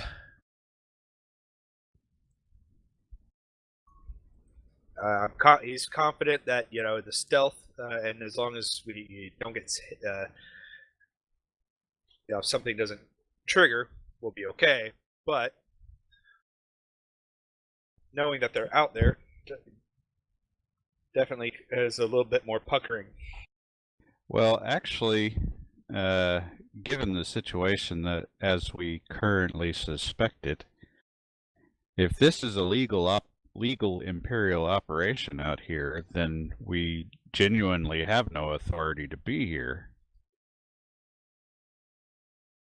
I mean, just because you think there's a buried treasure on Area 51 grounds doesn't mean you can go out there and dig it up. Right. There's a sparkle in Global's good eyes, like, but aren't you just a little bit curious at this point? And I'm a lot curious. Look, I'm no expert on space law and stuff, but if this was a no-fly zone, would it not be beaconed as such. Not unless they want. Well, and that's what. Well, they wouldn't mark it anywhere because what do no-fly zones tend to do? Make people want to go there. If I don't mark it on a chart, but then warn you off early, like, hey, this is a hazard fly zone. When you get there, it's like, oh, okay, maybe I don't want to go there. Only in the morning. Well, yeah. And then as you get closer, just to establish, is this kind of operation legal for the Imperium to implement? Dude, it's the Imperium. It whatever's They do legal, it. they can make it legal. Yeah, they're whatever it is, they're making it up, and they basically built a fence around and they're hiding something. There's a lawyer filing the papers right now, making it legal. Well, until those papers are filed, us showing up there is not a problem. I am the Senate. True. They just may not like you being there. In their minds. So the immediate thing is, how can we deal with mines? Do we have any sort of defensive measures on this ship that can, like, counteract them? Armor-plated hull, and not enough of it. Well, Hank is definitely glad he's not where you guys aren't in the Spinward.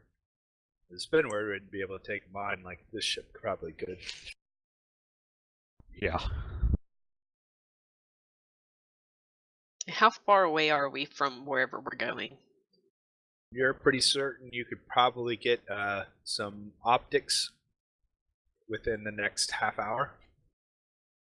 Your next jump point puts you kind of, or next maneuver point will put you kind of in a direct path to the center point.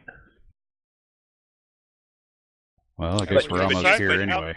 But you've been using the you've been using the asteroids and whatnot to kind of mask yourselves, which also masks your visual optics on what you're heading towards.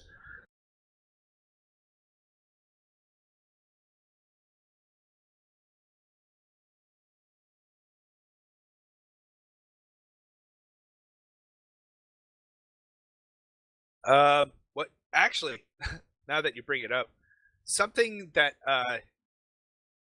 you note about the device is about when you guys got about hour out, it started to slowly glow a little bit. Like, hey, this is important. Yeah, and it seems to the brightness seems to adhere to your proximity to your current point of intercept. We still don't detect anything from it but visible light. Yeah, No it doesn't. signal or anything? It doesn't seem to. Nothing that you can track. Oh, that's weird. Maybe it is. It seems like it's. Yeah, it's kind of got this like strange like.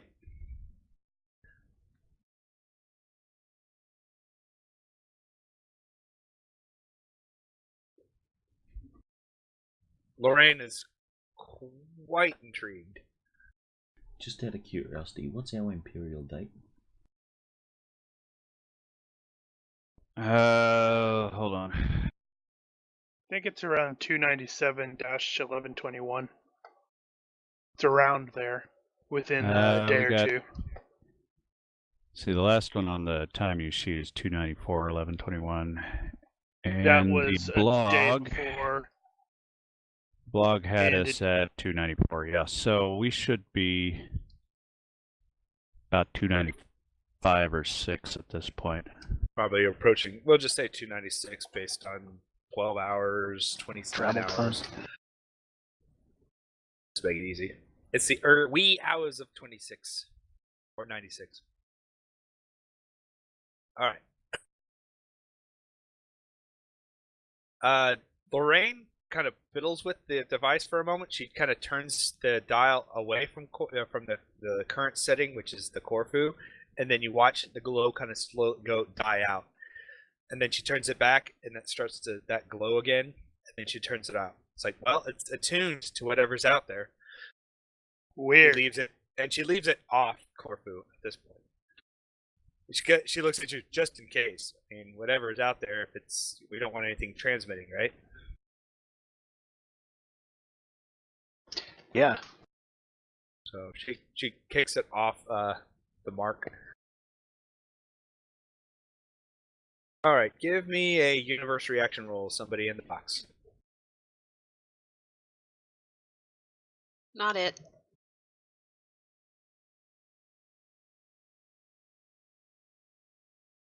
All right, so you guys make it to your vantage point, and as you kind of peer just slightly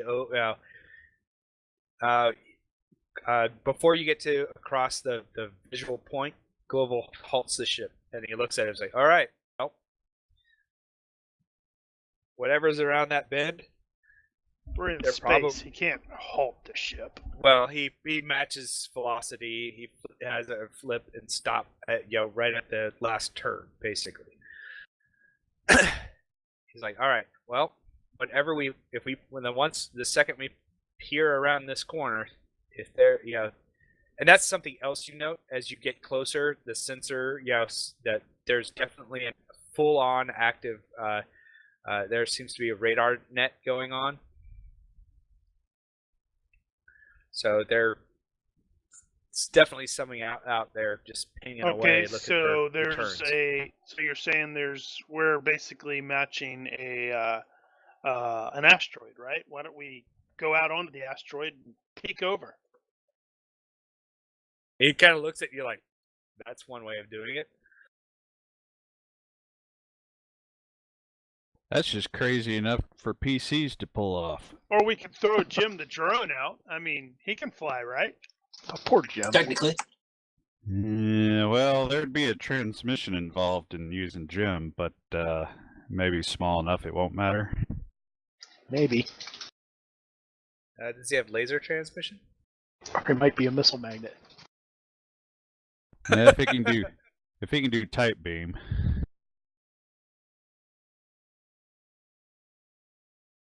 Yeah, we can jump out in our spacesuits. He can also be programmed to go out, record, come back without transmitting anything. That's true. Vampire! Didn't work. All right, so what's the plan? Yeah, let's drone it. All right. Jim is totally going to get blowed up. As long as he doesn't get us blown up. All right. Then we're going to look at Eris, and he's going to have 2 solitary tears. Maybe we need to put This is Jim a on terrible day. Maybe we need to put Jim on a cable so you can reel him back in.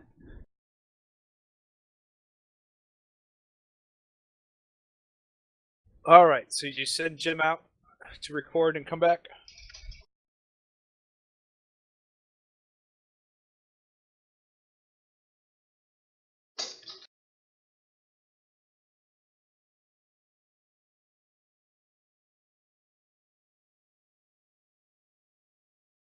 Sure. All right. Okay, so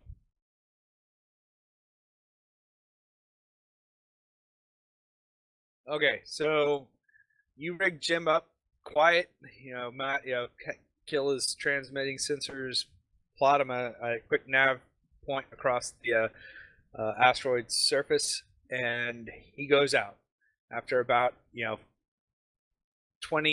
minutes, he returns, and he Is he smoking? Nope. Oh. And when he comes back, this is the imagery you see. And his name is Vija.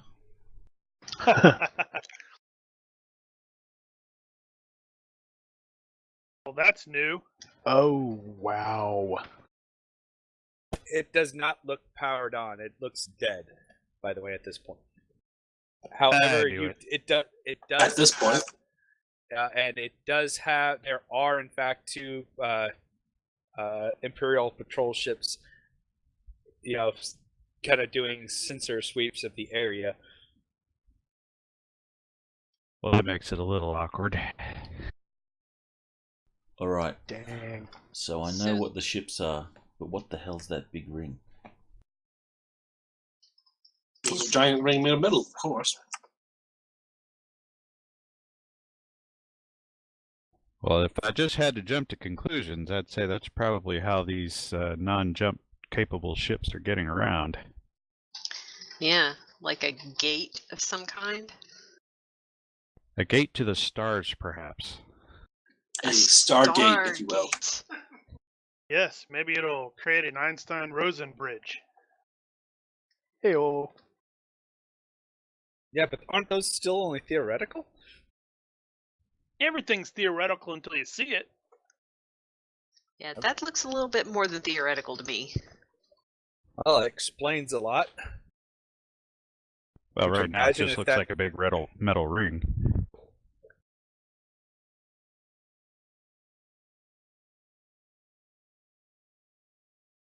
So, how do we get there? Because it would be kind of amusing if we just contacted the Imperium guys and say, hey, we think we have the access code. You know what'd freak those guys out? We switched it on. You think we can do that from here? I bet that's what the key is Turn for. and look at Lorraine.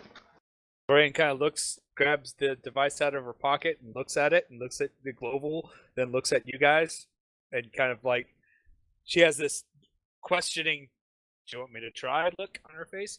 Do it! Do it! Oh, man. For some reason, the word Ori just comes into my head. And code Chevron 1. Yes, it totally needs to be a giant Stargate. It needs to start spinning. So she's like, yes. But before we do this, we should probably have a discussion about what happens next. Obviously, we go for a ride to an unknown galaxy or something. Do we really want to do We're that? gonna be able to get back. What's the worst that could happen? And if Oh we God, don't, oh God, we're all gonna die. and if we don't do that, then what? Yeah, 'Cause 'cause why else really- are we here? We came here and we found the thing. Well, now what? We're not going to take that home with us. No, and we're not gonna be able to like get on it and explore it or study it or anything. We're gonna have to either activate it, go through it, and find out where it leads, or go home. Now, I know which one of those two is the smarter thing to do, but which one would be the most fun? Abe fails his curious check. He wants to go through it. Lorraine See is what's like, on the other side. it's got to lead to the Sky Raiders. There's got, imagine what kind of technology is on the other side of that gate. Well, If it it doesn't matter works. if it's in another galaxy. Well, but that's what's odd, is this key seems to be keyed to this particular gate. It doesn't say, nothing in any of the studies say this gate goes anywhere but wherever the Sky Raider plot is. Now, if you use historical data, that could be somewhere, in old Volani space, or it could be somewhere else. Were we able to, once we started figuring out how the key worked, were we able to figure out any of the other locations that it keyed in? Yes. A few places in Lair, or in the Vargar Excellence for sure. Probably one or two that you can't quite, if you had the time to crunch the numbers or crunch the data, you could probably plot what the systems are, because the way they're written and the way it doesn't make a whole lot of sense based on without knowing the system to match it to a system. These aren't labeled, like this isn't labeled Corfu. Yeah. You know what I mean? It's someplace. So you would have to spend time researching which gate key or which key combination opens to what place. You know what I mean? Well, but the encoding process involved maps of some form or another. Correct, but you'd have to crunch the numbers, and it takes some because based on the dates, planet positions and dates, and at certain times. Well, how about 44 hours of thumb twiddling? Well, they weren't really doing that. We could start.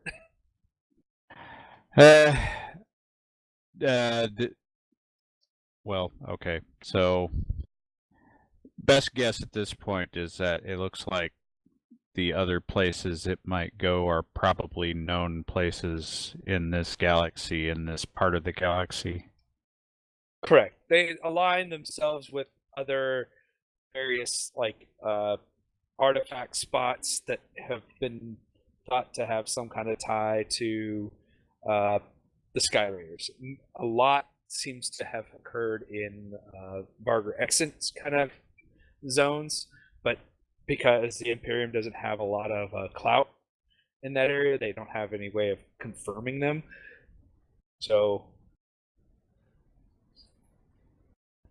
but they do suspect a few places kind of in the Vargar area. Lorraine will suspect one or two. Definitely, it would have to be somewhere in the Villani areas, because if the bloodline, or if this is all old Villani, their origin would be somewhere in Vlad or Vlad. Is that the sector or area? Land? V-Land. Land. Yeah.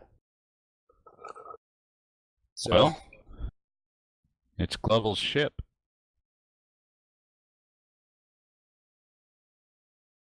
But it's our ass.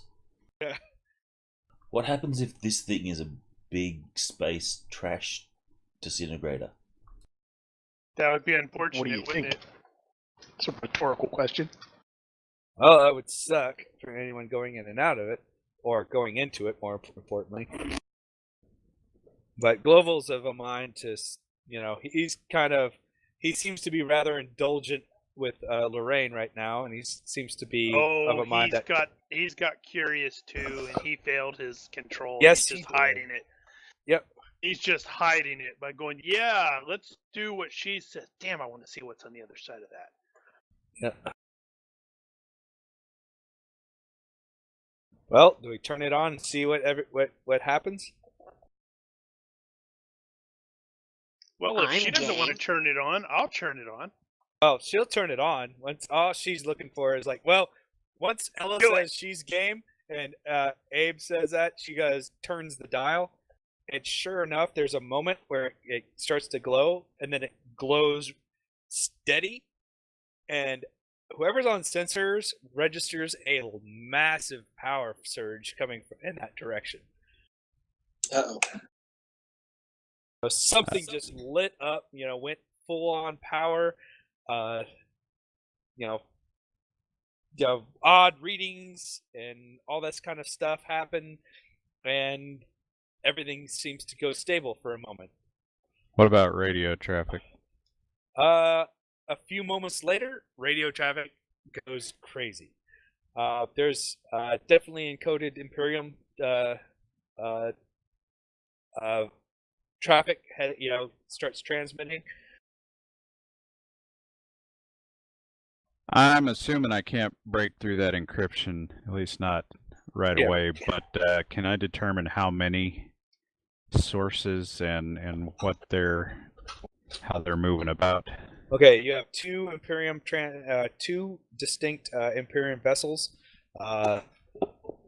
both one that are transmitting. The transmissions between them are actually each other are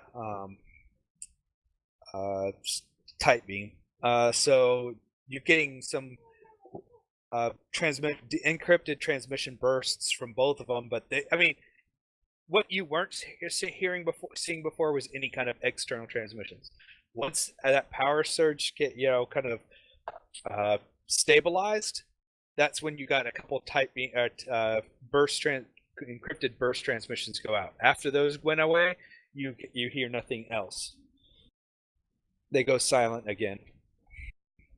Well, unless this is an expanse situation, which God help us, we could just pop out, burn hard, and zip right through that event horizon. So They're not going to stop us. As you're kind of mentioning that, and after the burst transmission, all of a sudden you get open band transmissions like unknown vessel approaching. Turn about or you will be fired upon. Repeat, unknown vessel approaching. Turn about or you will be fired upon. Switch it off. Switch it off. And Wait, then is he talking to us or we're not approaching? No. He's probably talking to the Varger. Yeah. Or Kalamanaru. Need to cut him off. And then you get target tracking laser or radar come alive. How far away is this? Has this like in that has this already happened? Well, this is kind of happening. You're not sure what's what you can't see on the other side of the rock, but the RF transmission RF reflection off of other rocks, and everything else is feeding you this data. Is Jim still out there, or did he come back? He's back. Okay. I'm kind of thinking if we're going to do this, we probably need to start a pop-up maneuver. Creeping, inching, and inching. Uh-huh. Just ease the using ease nothing the windows but maneuver or maneuvering jets. Uh-huh. Just got to air puff it to the around the corner. Yeah. All right. And all of a sudden, I mean, you're pretty certain that something definitely is active. You get another active target, that comes from a different ship. A Varger signature of some kind of fades in and out, and you guys you maneuver the ship just on the verge of visual, and just as you do, you see a Varger ship coming, just barreling for the Iris, and it is a full glow. I mean, you can't see much on the other side of it, and this ship just rockets through, and it is trailed by another ship.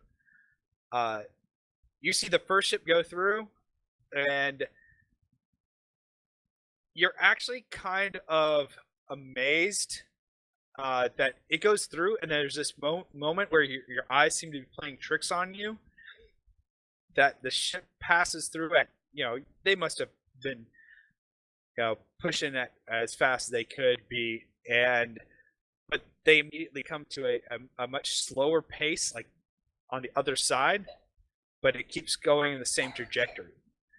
The other ship is got missiles coming. The missiles that were originally tracking the Varger ship kind of do a turnabout and come back, and there's obviously some kind of laser fire going on between the patrol ships and the second ship, and you're pretty certain that it's not going to be but moments before that other ship goes through. Yep, and I changed the freak. Okay, you turn it off. So like half of the ship will get through and the other half won't. Okay, so you turn it off, and there's this kind of moment where you can see as the device in your hand starts to deglow, it almost kind of matches the pattern in the iris. The other ship kind of passes through the iris, just as they kind of everything kind of slowly powers, your device goes dead, but it takes a few seconds or a few moments longer for the ring to go dead. But that ship has passed through by then. One of the patrol ships that was engaged kind of flies right through the dead iris and kind of pops out on the other side, and you can see it like what just happened, like, and they kind of have this they just went through open space. Well, crap, that wasn't what I wanted to do. Now we let him get on there. Ah, crap. So Lorraine's like, oh no. Well, now we have to go. Which one was the one that got through? Okay, two of them got through.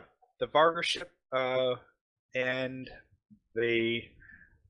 what you suspect to be a Kalamanaru ship. What was it?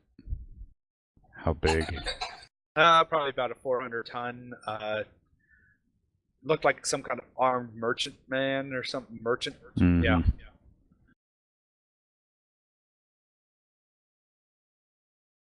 Its configuration looked a little more stealthy than you're used to seeing. Probably some kind of ship decked out for smuggling purposes. Well, now we have to go through. Sounds like it. No, we don't have to go through.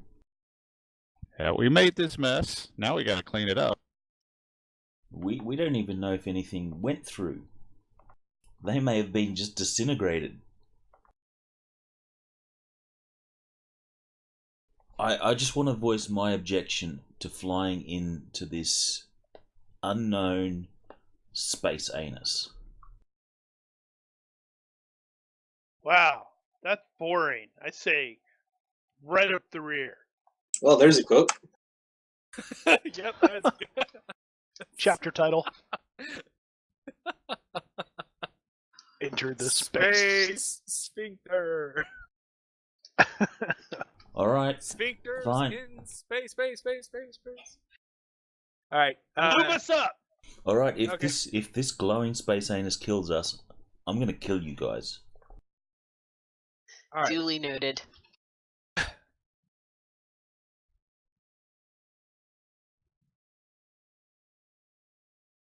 So we should probably all get strapped in just to be safe.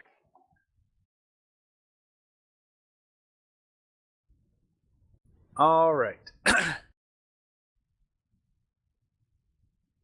Global kind of make some plans with Ella on how they want to proceed. Global suggests if we want to maximize our speed, we're going to have to kind of go outwards and then come back in. And if we don't want them following us, probably get it to open. And he points to Abe, and I want it to close right behind us, if you think that's wise. I'm game. Actually, that may happen automatically, since once we pass through, we will no longer be in this sector. Yeah, the key will be And the elsewhere. key will go with us. Possibly Alright. no longer be. Possibly. Yeah, we don't have to worry about that possibility, though. Yeah, Eddie's sort of rubbing his head. Rubbing his head and going, and I just got rich too. This could be how the Sky Raiders got around, or this could be why we don't have any more Sky Raiders. Kind of hard to say at this point. 6 of one, half a dozen of another. All right. One way to find out. Well, actually, there are two ways to find out. Second Could have star to the somebody right, else do it. and all that. All right, so Global kind of shows you guys a course that he thinks should work, and he'll give you guys some speed. However, the second we will pop out of the mask, when we start to make our run, but it should get us some pretty good speed to get through it before if they're going to engage, they won't have very long to engage us.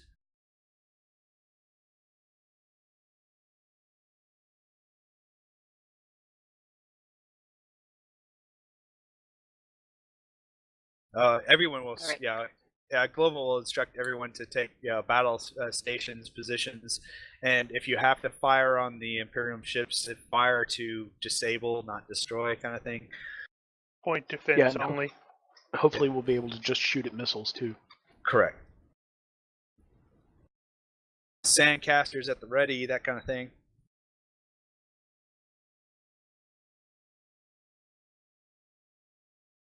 And Global sets, tells Lily, let's light this candle. The ship comes, you kind of take a perpendicular trajectory away from the asteroid that you're at. She starts to crank full, juice into it. I mean, the ship leaps. You can almost, if as the grav compensators kind of kick in, you can again feel just the power behind the acceleration. And then she does this hard bank turn around another one. About that time, all of a sudden your sensor, you get target locks on you, and you get hailed again. A ship approaching, restricted area. You are in a ship in a restricted area. You will be fired upon if you do not vacate and maintain your current course.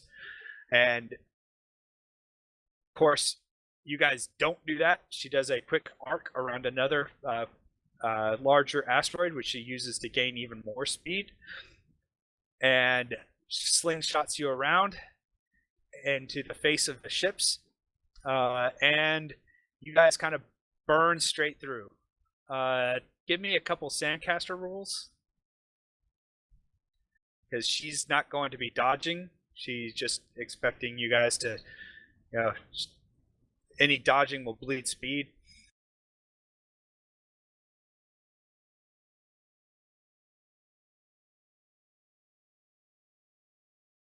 So anyone on guns? Sandcasters. Who's on Sandcasters? Each turret should have its own Sandcasters. Yeah, but I only have gunner beams. It's just default gunner to -2. That's fine. Right, we've got that. Yeah, they're not really targeted anyway. They just spit out a cloud of All sand. Right. Okay. So you guys start kicking out sand. Ouch.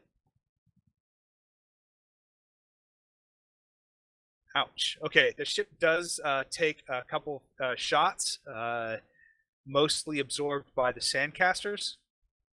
There's some, but nothing that immediately is alarming.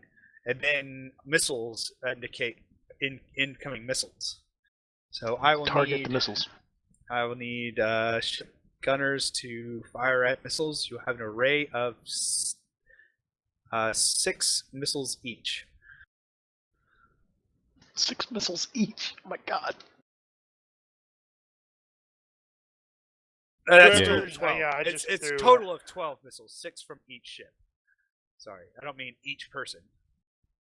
So, all right. Buck will take out 3, and Abe will take out. Buck did not include rate of fire. I didn't include anything. Okay. I just rolled the skill because I don't have it set up on my combat tab or anything. He should have at least a +5 on that, I think. All right. Oh, so I didn't you guys. rate of fire either. Okay. Well, you guys will engage and shoot down the missiles just before they impact. And you are, you're kind of caught up in the moment as this big glowing, field kind of encompasses the entirety of your vision, and you're through. Once you had light from the stars and the various other solar phenomena or astro phenomena, becomes almost pitch black as you kind of pass through. There's this kind of weird sinking feeling in your stomachs. You kind of you have that almost weird moment where you feel like you're being stretched, and then everything kind of comes back into focus, and you're staring kind of in this almost empty space. There's a large astral body in the center of this space, and you can see what looks like the other rings that float around, all turned off. The ring you just came through, just as Abe kind of closes turns off the device, another ship comes, one of the Imperium ships comes peeling through behind you. Uh-oh. And then everything kind of jerks.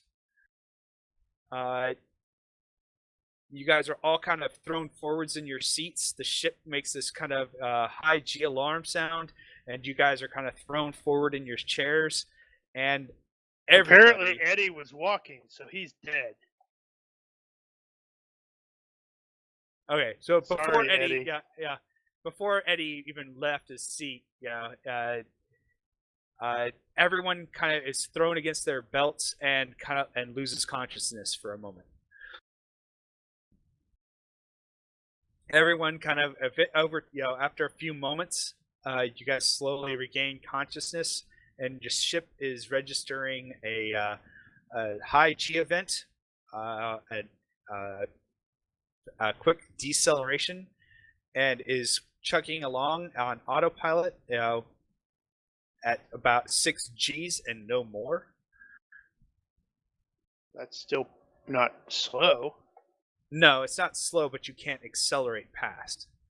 You guys all take about 1d of crushing damage, no matter where you are.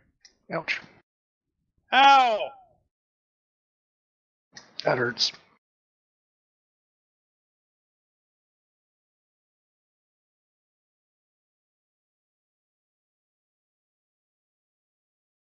And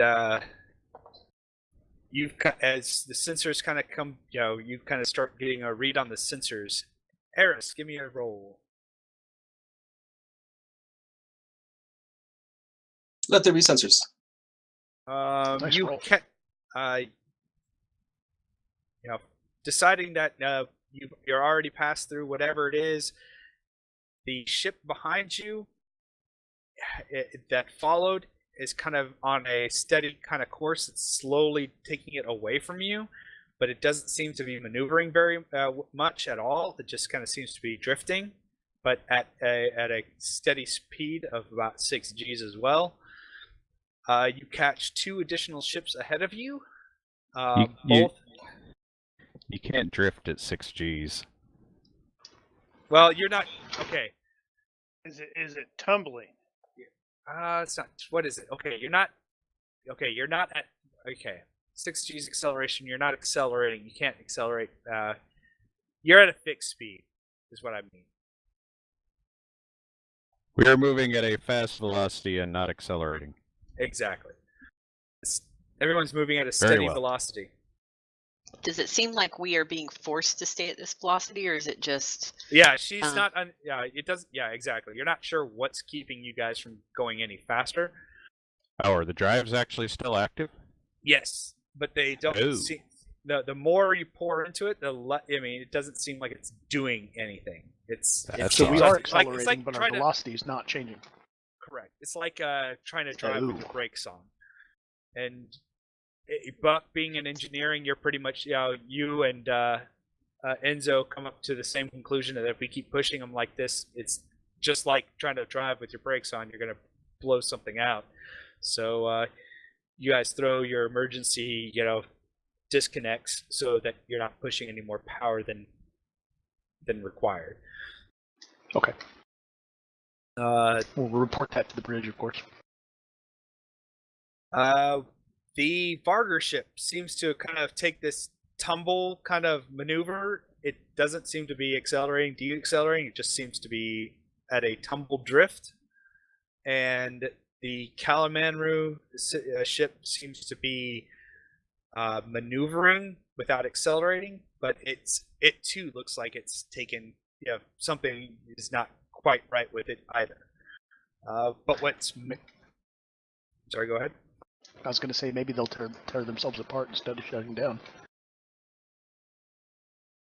But what becomes even more impressive, outside of seeing like a bunch of these other rings on the other side, it looks like there's these rings kind of are scattered throughout this space.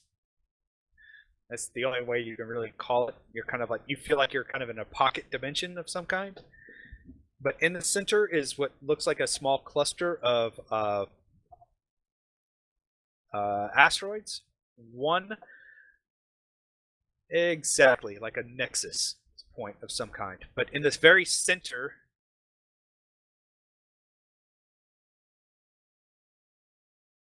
it's an asteroid Sargasso.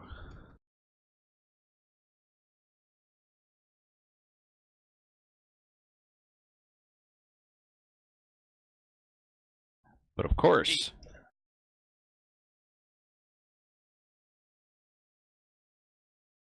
How big was the ship, the Imperium ship that was chasing us? Was it like a fighter?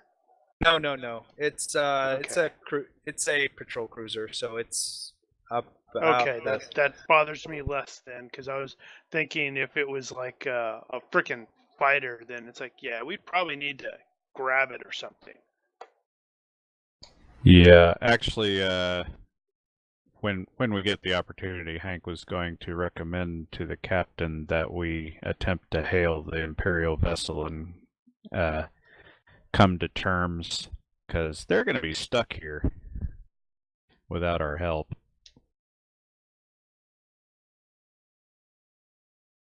The Varger and the Calamanaru ship can suck it.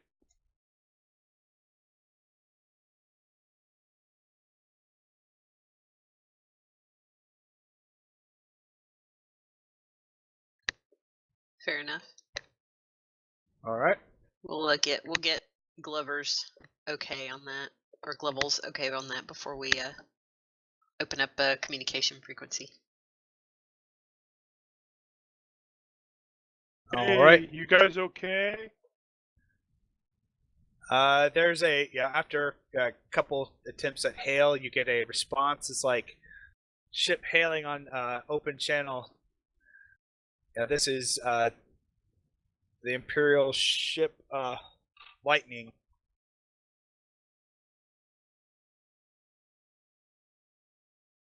And this what pops up on your screen is, I have a picture.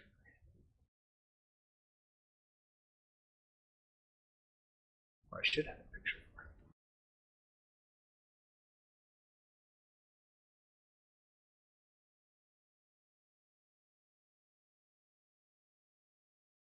This is Captain Ferris.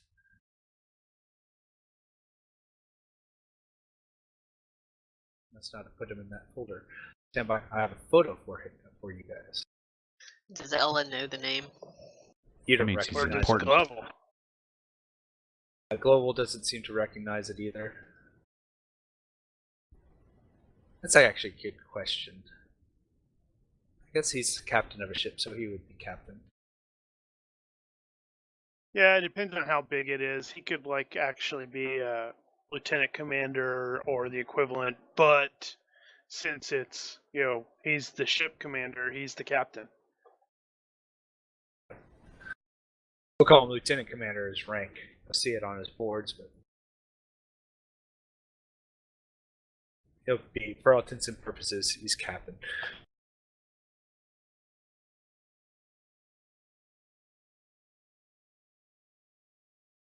Uh-oh. Ah, that guy. That creepy looking dude.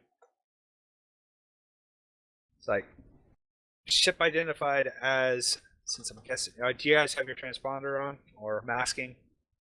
I think Global ordered it turned off. Okay. When he Unidentified said silent running. Yeah. Unidentified ship hailing. This is Captain Ferris of the Lightning. You have violated Imperium space. State your intentions.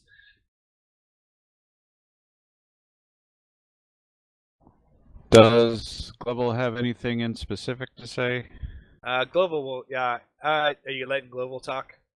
If he's looking like he wants to talk, I will He step actually. aside. You know what? Hold on a second. Oh no, he'll be healthy. Okay, so he's actually, yeah, he will respond in, Commander Ferris. This is, retired Admiral Global of the Aimless Pilgrim. We understand. We see your, I see your ship seems to be listing, and what is your current status? It's like Ferris said, they kind of communicate back and forth, and did you get the idea from comms that there are some casualties on board the Lightning? Ferris is very upset that you guys have even attempted what you've done. That should we ever get back, full weight of the law, yada yada, But since you guys aren't like immediately hostile or having fired directly at him, he seems to be inclined not to shoot back at you. And between Global and Ferris, they mutually agree to keep your distance from each other. That the third party is, and Global convinces them that the third party is more of a threat than your ship currently is. Especially with those dogs.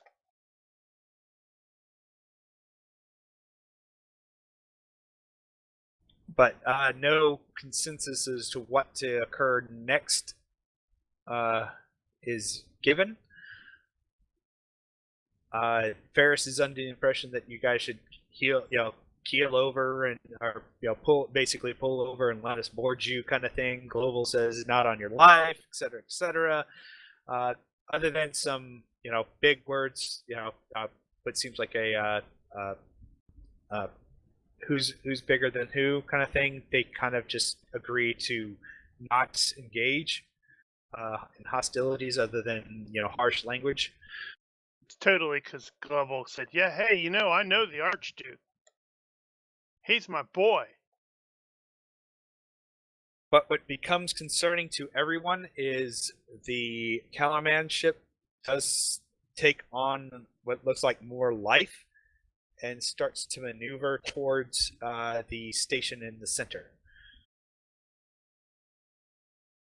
Ignoring, hey, we can't let that. We have to maneuver towards your the station. presence. A horribly misspelled station. Asteroid. Oh, yeah, did I ever. Yeah, but it's spelled kind of like hemorrhoid.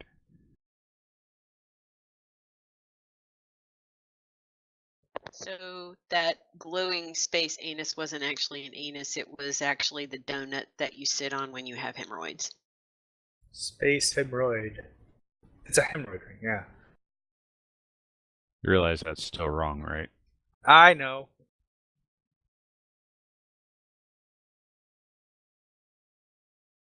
I've got to get the E in the right spot.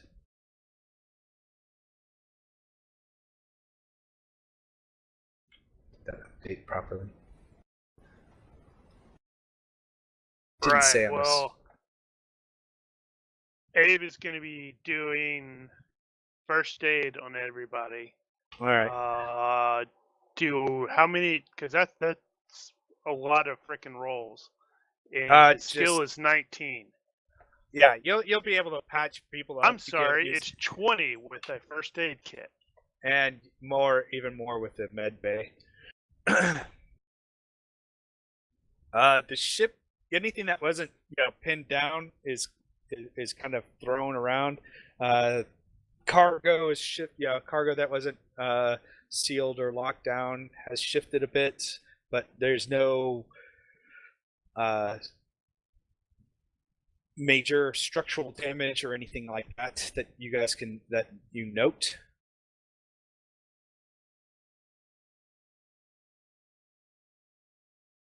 It's all secure. Yeah, I'm thinking everybody who is damaged, which I believe is everybody, should roll a d6, and that's how many hit points you got back from my first aid.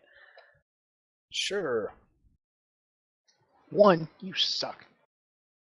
Jeez, I only gave 2 to myself. It's mostly bruising, and it'll take just time for your muscles to kind of mend. Pulled muscles, dislocated, limbs, that kind of thing.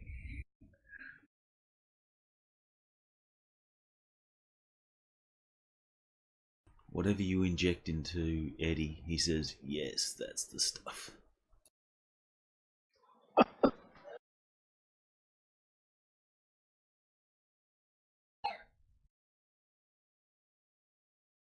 Well, it looks like we need to go to the super secret alien space station and duke it out with some ne'er-do-wells.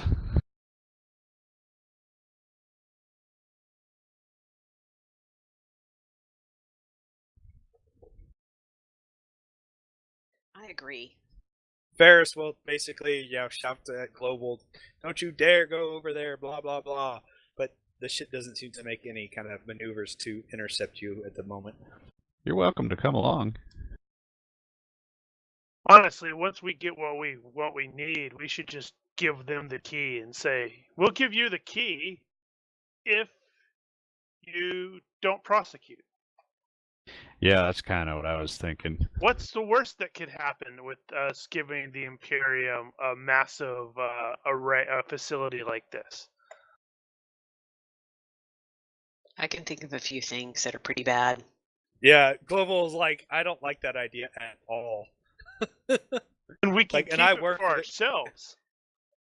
I don't know if that's going to work for us necessarily either, but Bah! Okay, maybe we say we'll let you go back home if you don't prosecute. well, whatever we do, he points to on this through the optic screens. It's like we're gonna be meeting them there.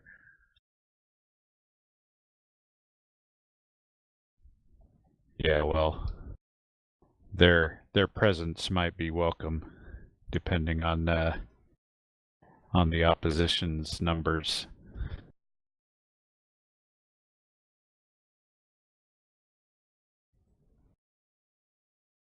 But so you guys plot in a course to make it to the ship, and as you kind of get closer, you note that there are what look like three. Well, one gets immediately taken up by the Kalamazoo ship. It docks for a little bit, and then disconnects and kind of hightails it out of there before you guys can arrive. Your options. So it looks like it docks for an indeterminate amount of time at one of the docking ports, and then turns around, and then it disconnects and leaves. Like, it doesn't want to be sitting duck knowing that you're coming.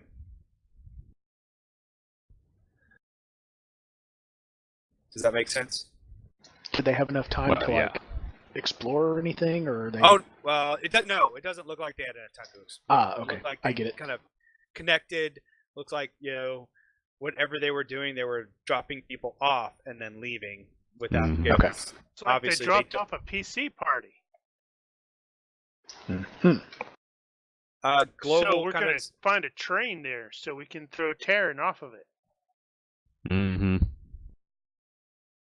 So there are a couple as you kind of approach. You do get a sense of 3 docking stations that your ship can match. The same port, which looks like a cargo docking ring, or 2 other ship docking ports on a ring.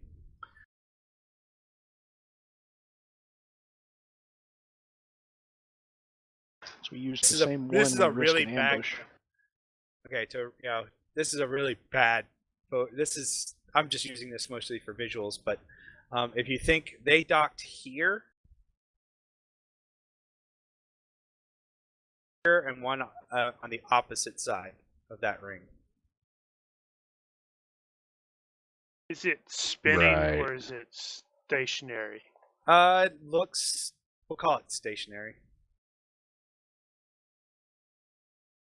Cool. Are there any I mean, lights there's on it? one light. No, it does Okay. seem to be dead. Yeah, seems like we'd want to dock on the ring then. Well, yeah.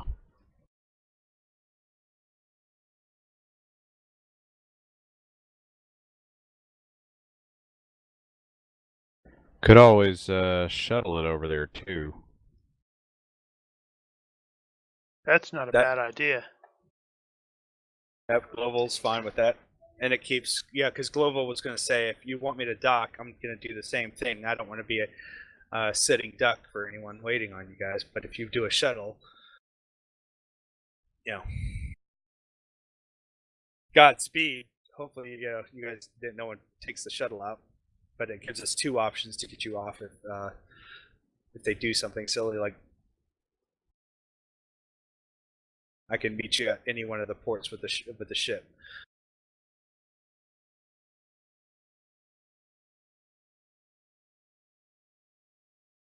Yeah, so we'll pack the PCs into the shuttle and send them And over because Lorraine they're will the have most to go. capable.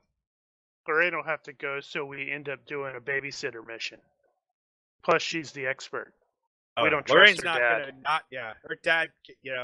Her dad's injured, and we can't move him. Yep. Yeah, he took 5 points. He only had like a health 9, so he's got a major wound. No, he took. Yeah, we'll just say he took the full 6. And then we sadly only rolled a 1 on the recovery, so he took 5. Yep, sorry, broken arm, broken leg. He doesn't need to go. Here, I'll give him some sleepy juice. All right. I've got half a mind here to invite the Imperial to send their own away team to join us. They'll shoot us. I'm figuring if we go in cooperating, we're less likely to meet up shooting. Oh, yeah, that does make sense. I will point out there's a potential dollar value associated with this place. And if we invite them, then we might not get away with any of it as they confiscate it. Or at least they'll know what to confiscate. Yeah, that's So we don't take the key with us. And Global says he will definitely hold on to it, and he will do everything to make. And he promises Ella that I will do everything to make sure you come off that station. It'll take you telling me to leave We're all you behind. gonna die. We're all gonna die on the station. Including Dead. pulling a big ass hole in the station Unless so you can want float to out.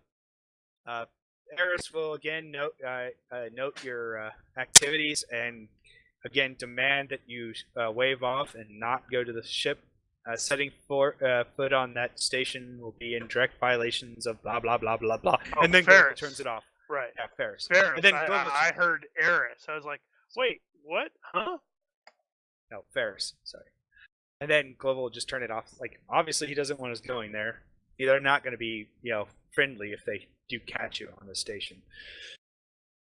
If we start exploring this station and we find a Sky Raider in a big pilot seat with a hole in his chest, we're leaving.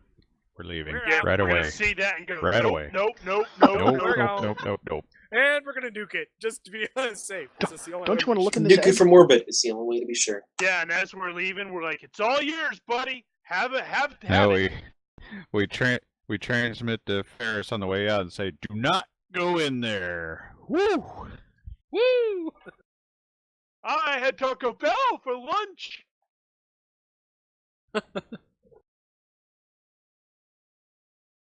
All right. So do you guys take the shuttle?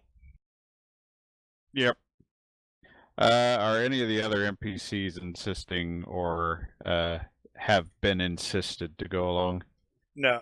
Eris will pilot the Armin. No, Armin will pilot the shuttle. Is Jim in condition enough to be scouting for us here? I have spent time repairing him. Jim will. I will say, based on the amount of downtime, that Jim will have recovered. Yes, Positive. suit is available.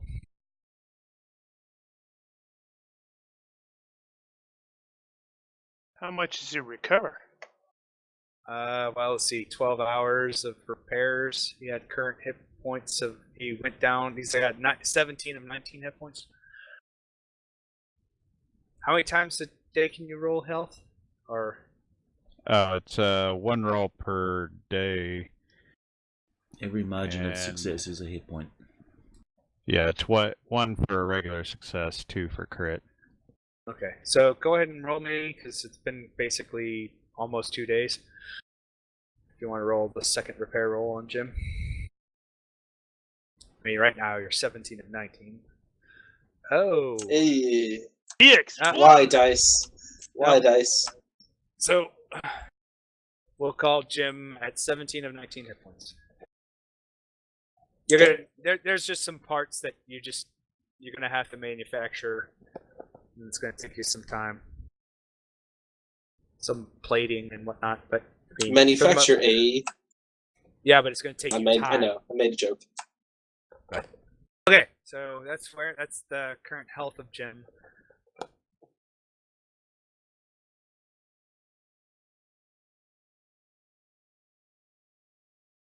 I guess mechanic in his case would be like physician. Basically. Alright. Guns are not really my thing. I'm pretty handy with a pistol, but not so much when it comes to a rifle. But I'd like to have one if we got one in the locker, just in case we need a little extra punch. Or somebody else needs the ammo. Well, I think you guys have some in storage. If not, Dawes will hand you. It's like, take good care of her, and he hands you Don't a. get dead. Yeah, don't get dead. You owe me, like, he says you owe me, like, you still owe me. Gauss rifle? Sure. It'll be a carbine of some kind. Does it have the name Vera scratched into the side? No, Martha. He did not give you his very Martha! favorite gun. Yeah, he doesn't give you the he doesn't give you a favorite gun. But it's like So, despite Gauss carbine. Gauss carbine. Yep. Is there actually a carbine? Guess I don't know. I'll find out. I don't then think it's just a rifle. I've never seen one, but it would make sense.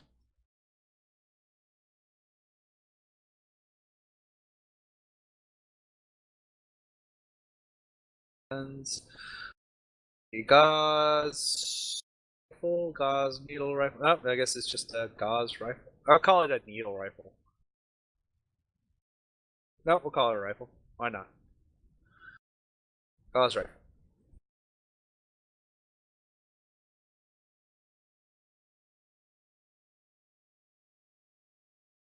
So.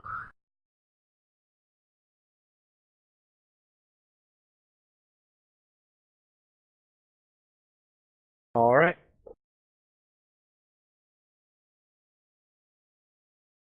So you guys, you guys maneuver up to the port.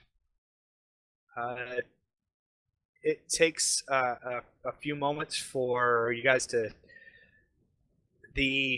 make a seal based on the older technology of the airlock, but you will have brought your own portable airlocks that you can activate and create like its own seal. What is everyone wearing, by the way? Clothing. Armored And vac, my armor. my armored vac suit thing. Okay, I have one in armored. Okay, a armored vac suit. So you're full sealed. It from the environment. is, monochrome vac suit. So you're sealed from the environment. Hank, Same. sealed I from the figure environment. everybody's going to be sealed from the environment because we don't know what the hell's going on there. Okay. Smart vaccine. There's no good reason for anybody to go in without a vac suit. Okay. For all we know, it's hard vacuum. I have a smart vac suit and a monochrome suit. Is that what you guys are talking about, or is it a separate thing? You'll be wearing a smart suit, is what you've got Okay. then. So your smart space. I think that's yours. You can wear your monochrome suit underneath the vac suit, basically. Sure. Yeah, that'll get you a layering penalty, though, I think. So you'll be at a -1 to For dodge. movement stuff? Oh, Yeah. dodge. So it's like I don't know if it's it's all to your like dex. to dex, is it? Okay.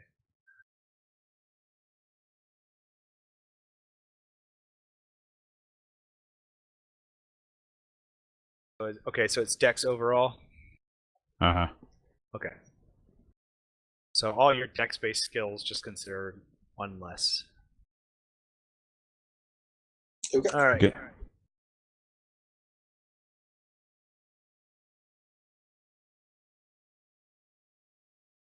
So everyone, okay, so I have Abe in a monochrome vac suit, Hank in a monochrome vac suit, Ella is in what? The vac Space suit. armor?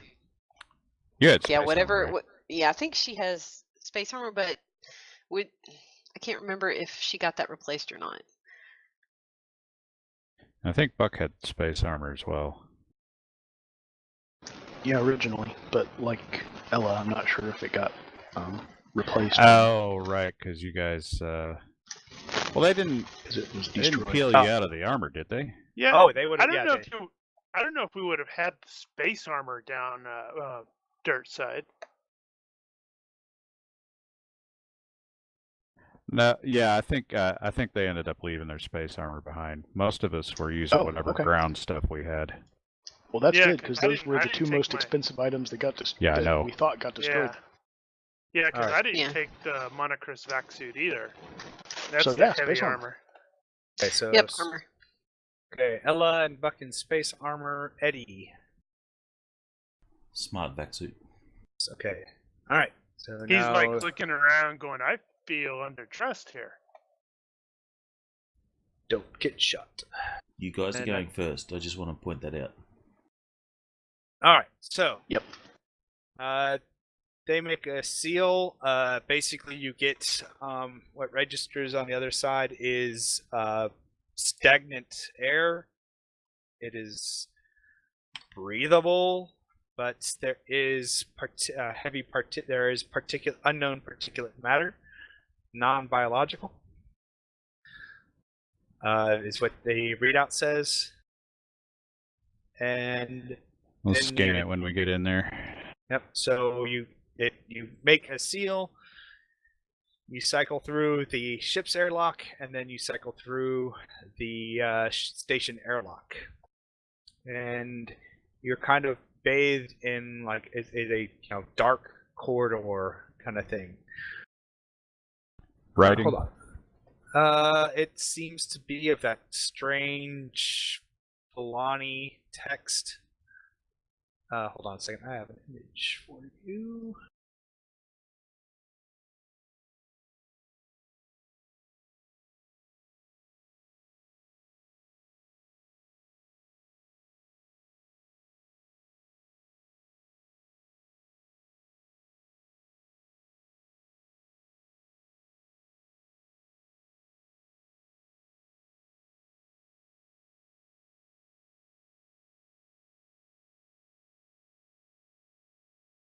Sorry, just placing you guys on a map. It's a trap. Nope. Alright. I'm not going to bother hiding things from you guys. At least not yet. That sounds like something someone would say if they were hiding things from us. I can hide the map. Alright.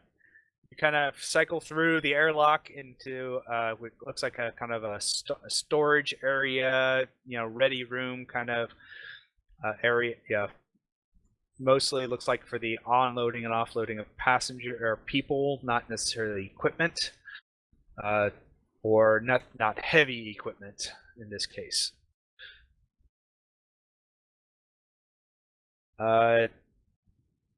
You can Ella or Lorraine and Hank and anyone else that can read Villani will make out that you are. The best guess is you're on a docking level 1.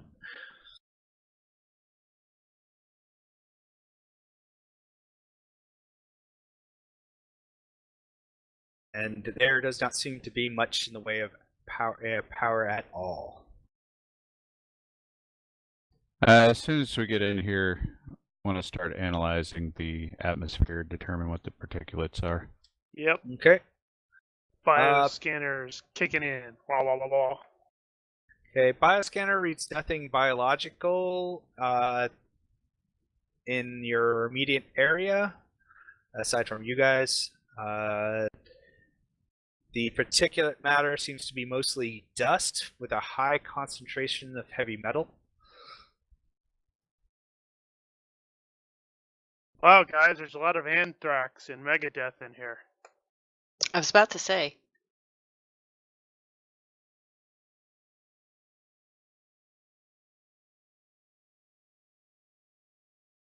But other than that, it doesn't. I mean, there's nothing registering, and that. I mean, you probably wouldn't want to breathe this stuff without venting it, first, or heavy filtration.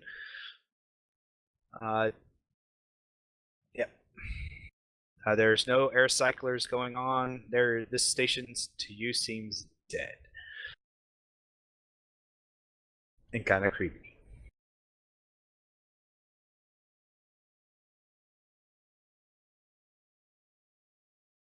I don't know. I think it's kind of neat.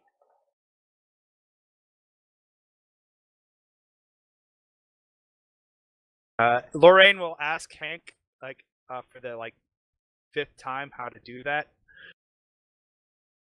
Here, let me show you. And he will walk her through it like it was the first time she asked.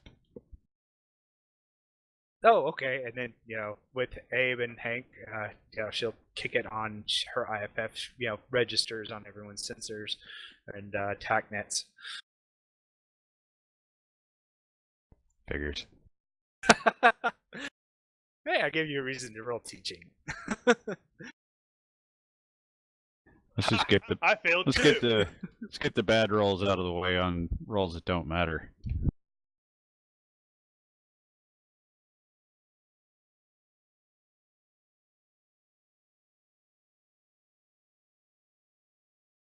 All right, where do we go?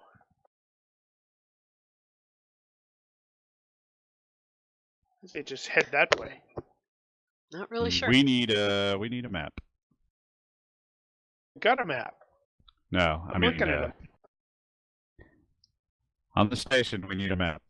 There's got to be a Dude, map this around here thing's like somewhere. 5,000 years old. It has no power. You are here. I'm looking for the "you are here." The evacuation route.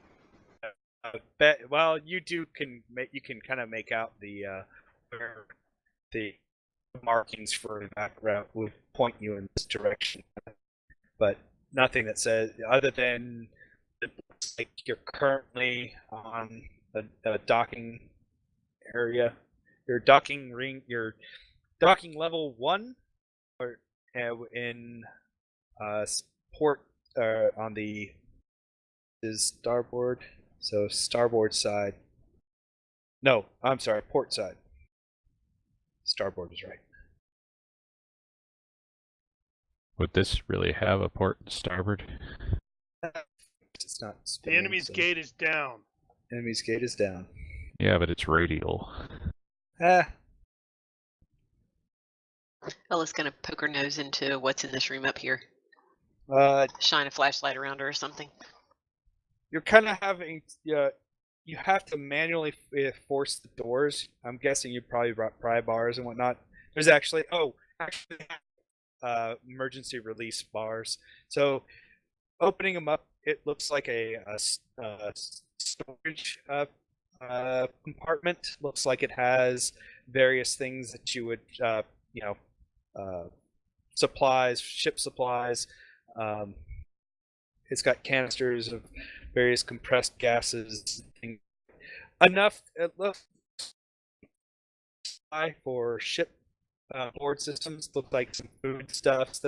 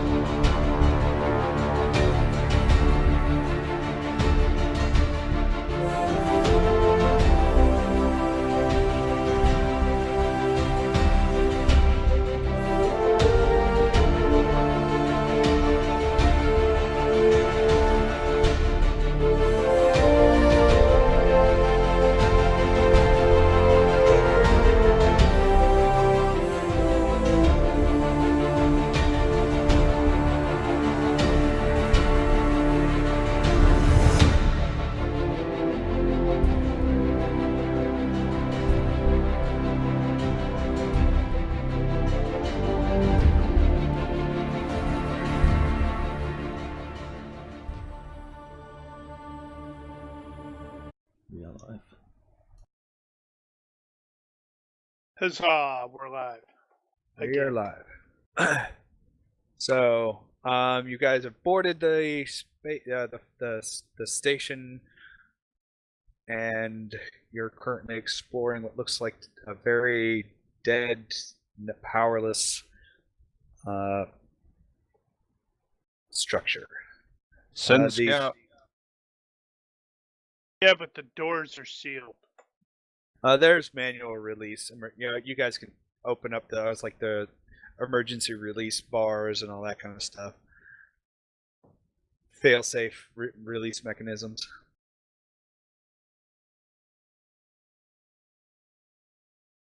All this is hydraulic, doors for the most part.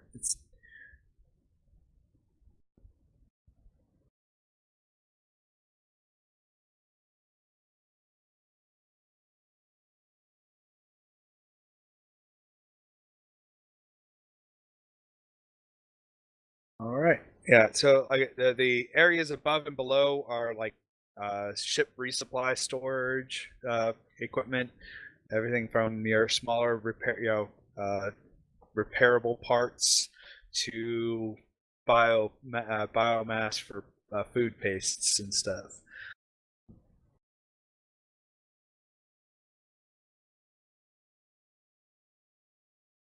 So, where do we want to go? Do we want to just go straight into the center, or do we want to swing around the edge? Well, we don't have an actual map yet, so we're just winging it here. So, door number 1. All right. Which one's one?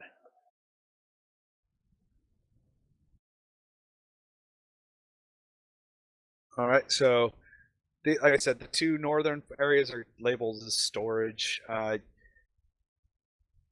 You kind of come into moving into that area. You're able to kind of breach it without too much difficulty. Looks like you have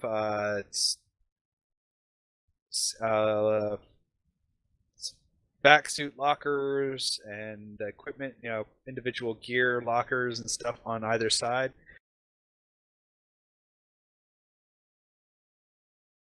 Yeah, there's a crowbar over there. Well, the doors have like if emergency relief, handle, that kind of stuff. You can have to kind of buck. Has with a the steel building kit. crowbar. Yeah, so far. Buck's we could run able to- across.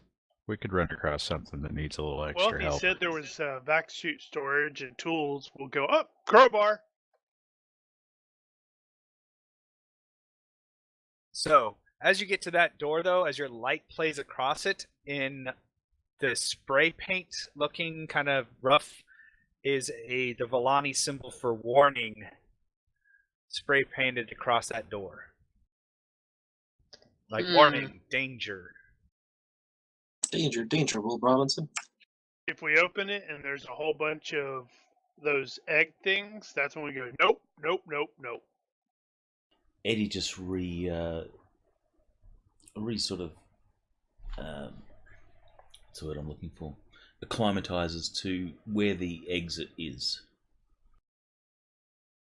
Sort of looks over his shoulder, checking the strip lighting.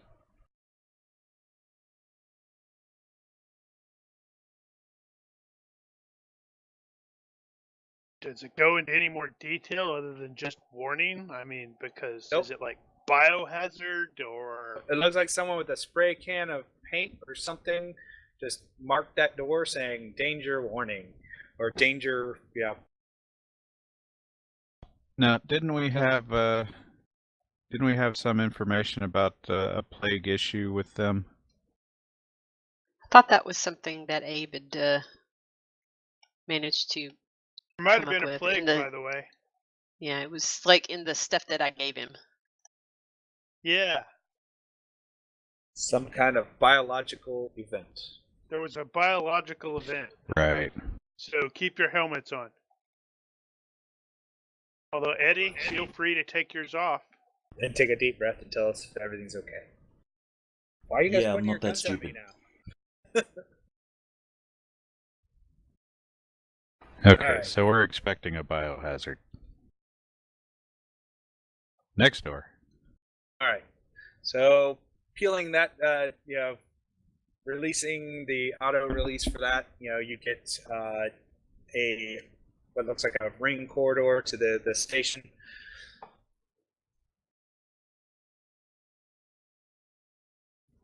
Right across the way is like galley break room. Well, here it says galley break room. You get a deck command is north, or is up. Observation deck is show points south. Crew, it doesn't. I guess it would. And it says other. There's you get a sense that there's another docking port on the opposite side,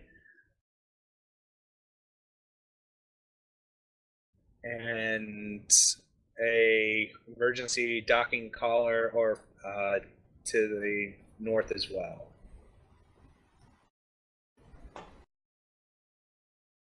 Service airlock there. It looks like we got a control room up this way.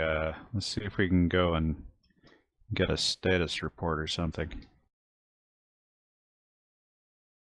All right.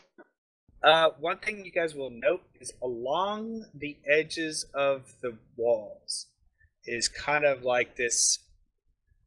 I guess the best way you can think of it is kind of like this. Think of it like a foam, like You better not say resin. not resin. It looks Secreted from what? It's not resin. It's kind of like a more like mold, but it kind of follows the crevices against the wall, the floor wall area. There are moments where you see where it looks like it creeps up the wall, but it stops. And your bio readers read no bioactivity from it at all. Although the concentrations of various heavy metals do seem to be higher. Excellent. When scanning the whatever material it is. Are heavy metals a decay product of any organisms we're aware of? Not that you're aware of. Control room. All right. You kind of breach the control area, and it is just that. It looks kind of like a docking control station and whatnot, or docking control, but not so much like station control. Right.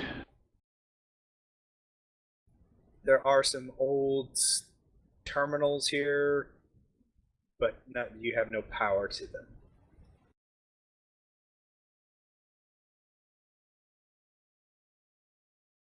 Where to next? Suppose we find access up or down and... Oh, yeah, I guess I probably should have said this. There you do see, against that wall, it's also, you do get an idea that there is a main lift in the center of the structure. It says to like living, area living quarters and lift would be in this area here, in this centralmost area. Yeah, the lift wouldn't really have any power, so we would probably need some stairs. Wait a sec, do we have Oh. gravity? Yeah, I was just gonna ask. Uh, If it's not got power, it shouldn't have any artificial gravity. Or if it does, it will be very weak asteroid gravity. yeah, Or beyond our understanding. yeah, we're gonna go with very. I'm gonna say it's odd that you do have a sense of gravity. You're about 0.3 G. about a third gravity, which is still more than what you would have expected from this station.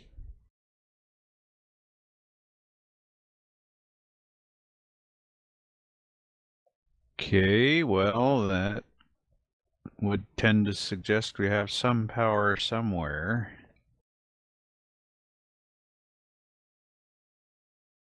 Maybe. Yeah, let's try the lift, I guess. Or this asteroid is made of solid lead What's that? or gold. Inside, you get that's a emergency storage or level storage. It's got some emergenty vac suits, some additional supplies for what look like some very old vac suits for EVA. Hey Hank, I found a crowbar. I think those suits are very out of fashion.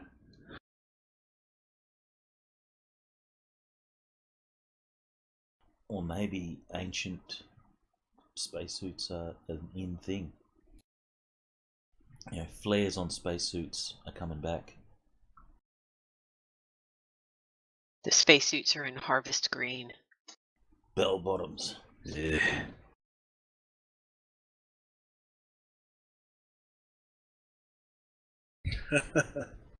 All right. Where to next?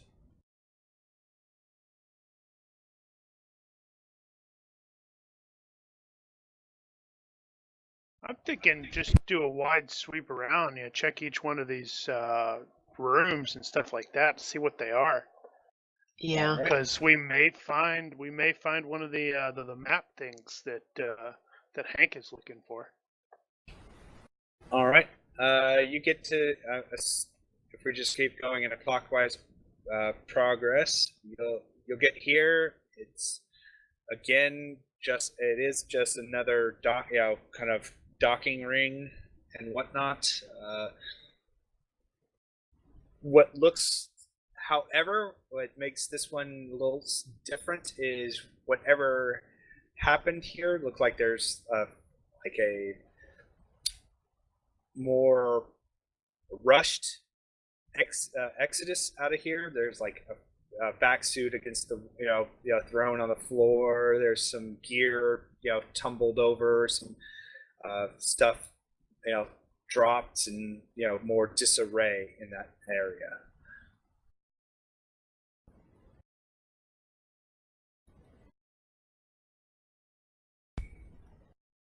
But again, it's mostly just store ship resupplies and the like,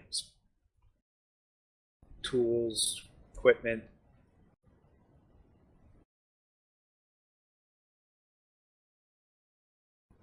And as you kind of progress, I'm guessing further south. Now, as you get closer to this observation area, you notice that strange mossy-like substance. It's thicker over here. It does go kind of crawl up the ceilings a little bit. No changes in your bio readings or anything like that.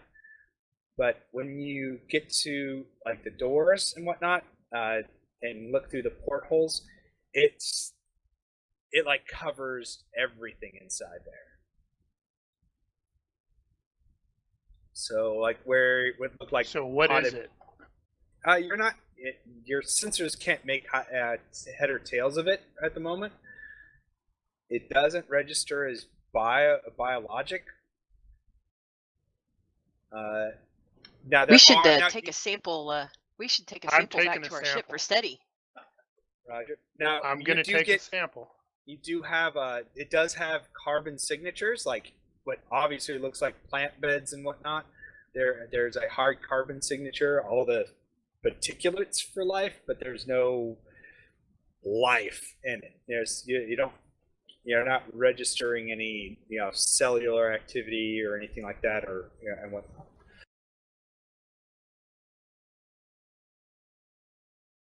But the density of that moss seems to be much more concentrated in and around this area. and it like flow. It's a lot going on inside the that observation deck area, and especially coming out of the plant beds and stuff.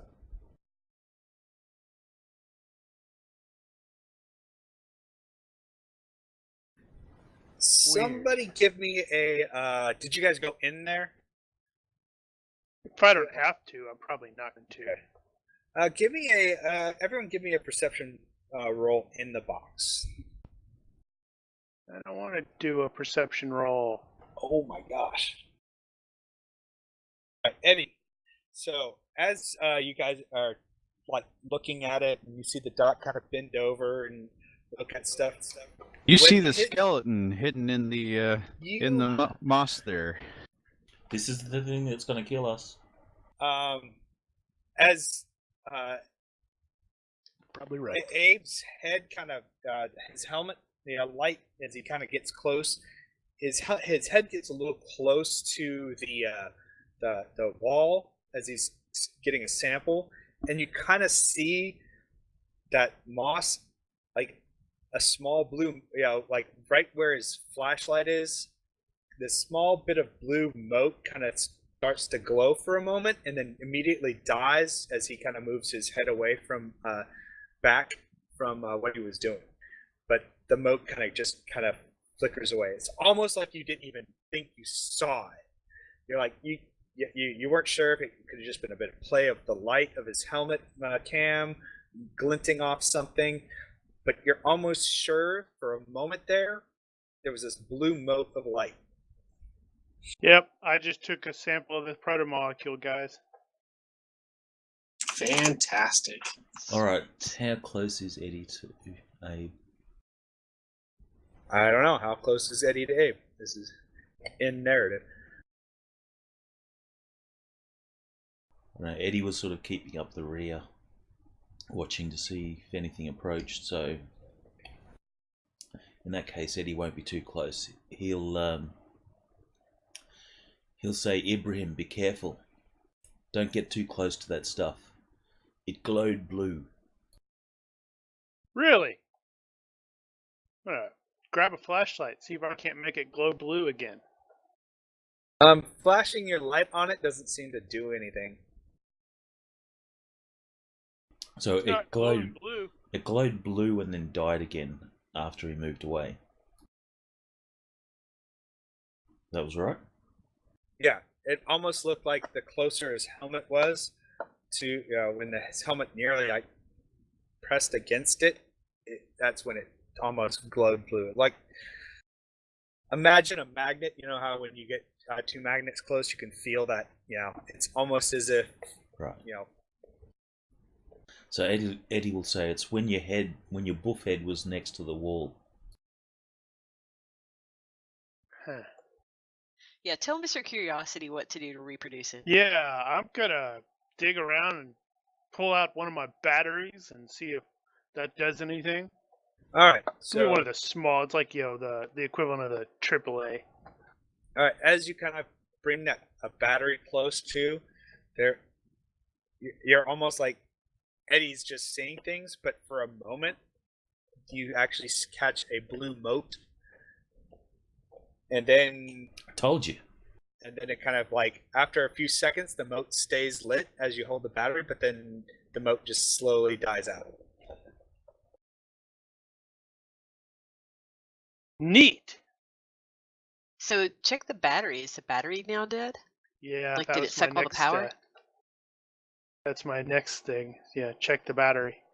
Eddie And will the step battery into the is- center of the hall. Yeah, and sure enough, the battery is dead. How very interesting. Better check your suit power level.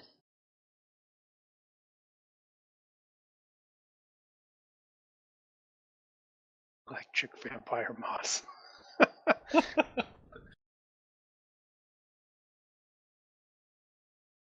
Wonder what happened if we got this stuff near an actual reactor.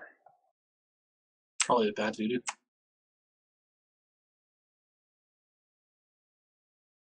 Well, so noted. And yeah, it's probably stupid, but I am totally taking a sample. All right. Eddie's. It's gonna be in one of those sample bags, and since it's his TL11, it's like probably super hermetically sealed or something. Absolutely. Little auto vacuum seal on it. Exactly. Eddie's going to sarcastically mumble to himself. Yeah, just like the start of every horror movie I've ever seen. This is going to go well. It's gonna be great. You guys continue to press around, and you make your way into what looks like the break room area, and there's some of that strange moss in and around like the food prep galley area, but there doesn't seem to be much anywhere else. There is some kind of spread out, but not in major concentrations. And then you guys get to the center ring, and it's basically kind of a hallway, decorated, whatnot. You've got various names etched onto doors, and you can easily find living quarters in each, and a lift.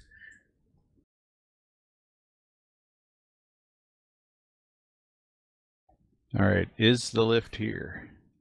Is not. It looks like it is currently. It does not look like it is at your level. Can we get the door open? Give me a forced entry.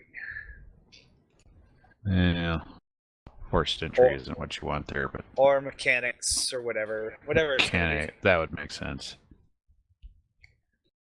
And yeah, well, give me a mechanic roll. Buck, run a bypass. I've got the tools. I got a crowbar. I have a gym. Well, if you have head crabs, you're gonna be fine. All right, you're able to kind of open the access panel. Find the hydraulic line and kind of route it and sever it, and sure enough, you get the door open. You've got like that. There is kind of one of those like ladders that go all the way down.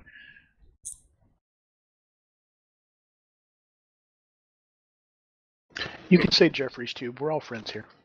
Yep, sure. Jeffrey's Tube.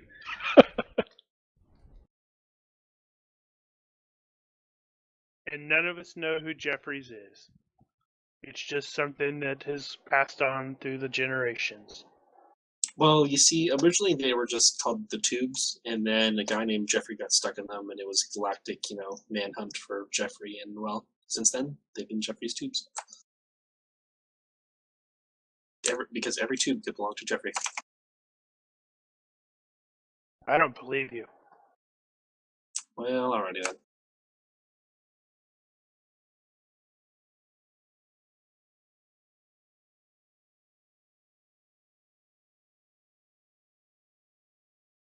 But it looks like you can, crawl down, use the ladders, that kind of thing to get to the next level below.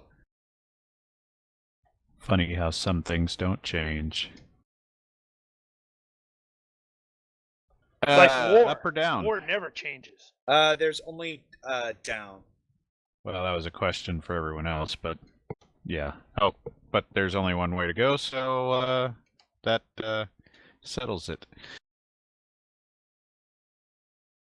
I would probably say there you could go up, but it looks like it's like mechanical, control right. for the lift system. But that's about it. And you could have gotten into that through probably another hatch somewhere near that door. Right, down next level.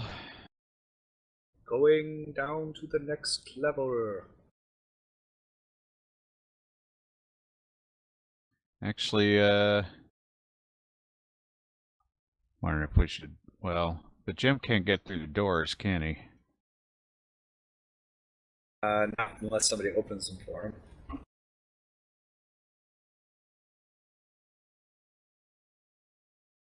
Now, would the next level down correspond to where that other airlock was. Guessing, obviously, but No. There is a there is. It's kind of like a. No, not immediately. If you think down being something like right around in here or so. There's if you could look at it, it's another level kind of like that, only maybe somewhere up there. yeah. So this is kind of like, think of it as a spire. It's just the picture is just, like I said, it's a bad picture.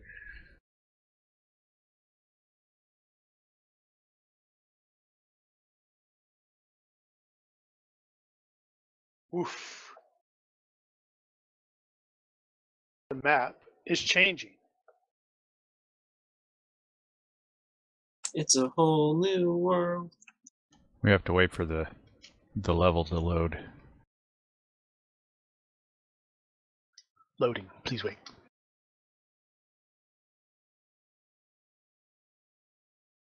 I had at one time made the whole map one big map, and it was way too big.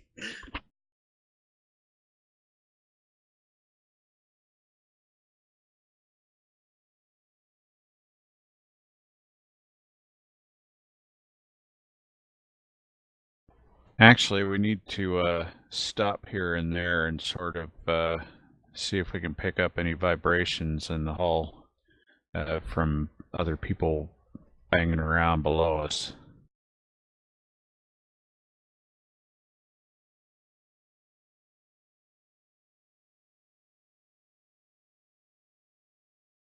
You get nothing tremor sense wise in the immediate area.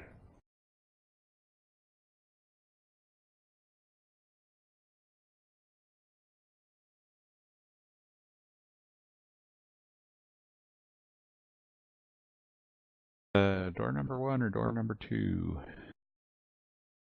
This Oh, we're does say closer this to is the top one. this does command control command deck or control deck. Right.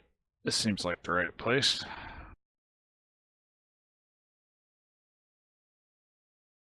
Call it command and control deck. So, breaching this in. One thing, actually, before you go through that, you notice here, kind of, if you were to stand there, the area here looks charred. Like everything that fits in there looks like it's been charred and We cooked. should have had flamethrowers. Sounds like they already tried the flamethrower.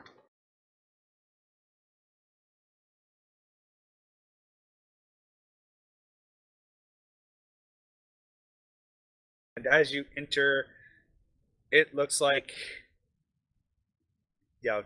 chairs thrown on the ground. It looks like you see some small arm pot marks against walls.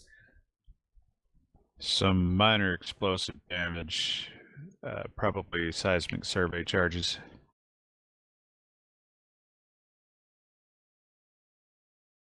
Yeah, whatever happened here is done.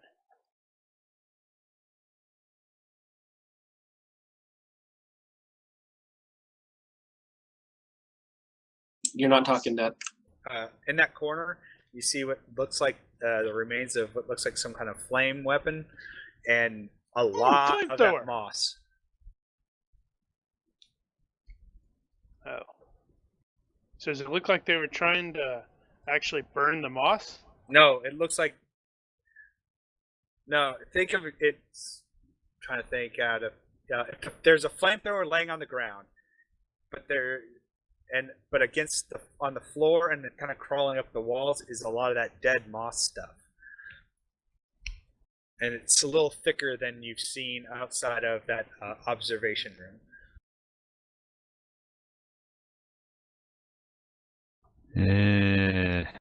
And there's like char marks in and around, like in and around that area. So I'm starting to second guess that sample we took. What's the worst that'll happen? This, and she kind of points at the charred marks. Oh god, we're going to die?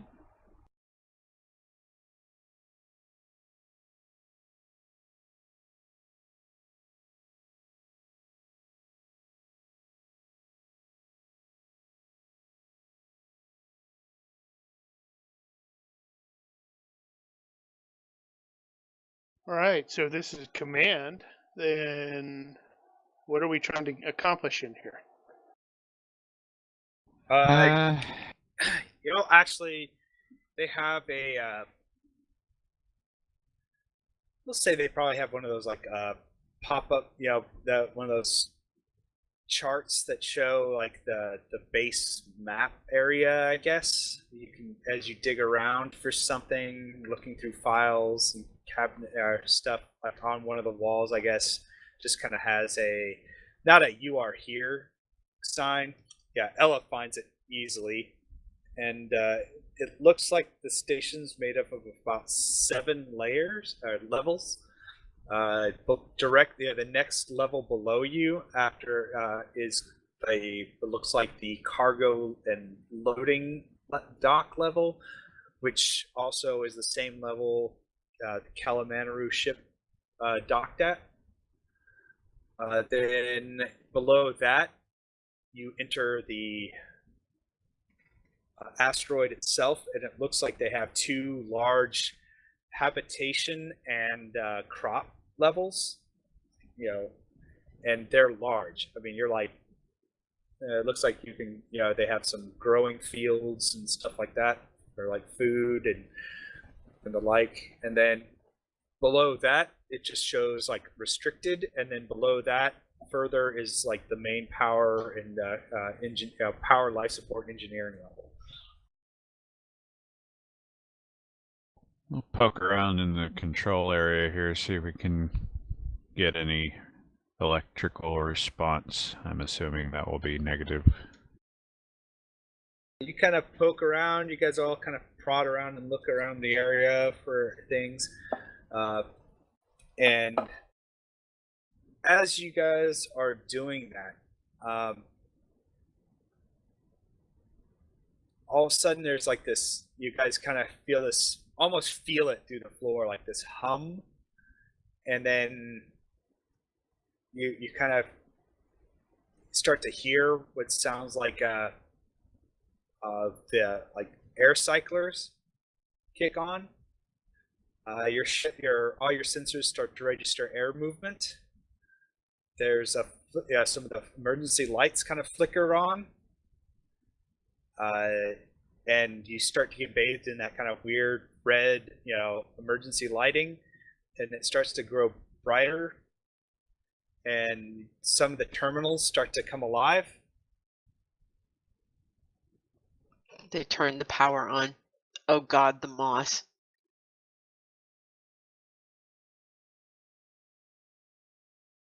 And just as the lights start to glow red, your computers kick on and start to, look like they start to boot.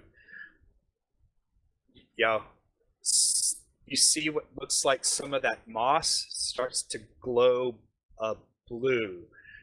Guys, look, it's glowing. That can't be good. That answers my question about what happens if you got it near a reactor.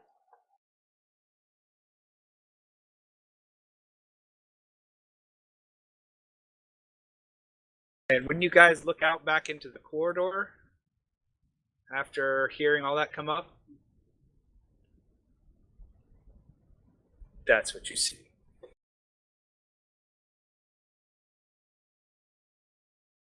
Wow, that looks strangely familiar. And we will call that an evening. Oh man, here come the vomit zombies! That's mean. Nicely done. Gotta have a cliffhanger. Because, I think all of us have seen The Expanse at this point, so it's like, oh no. Mm-hmm.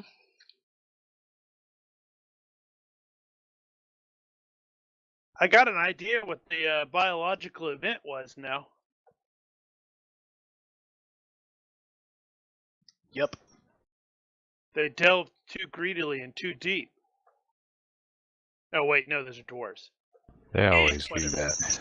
Somebody went a little too long in between cleaning his shower, and it took over the station.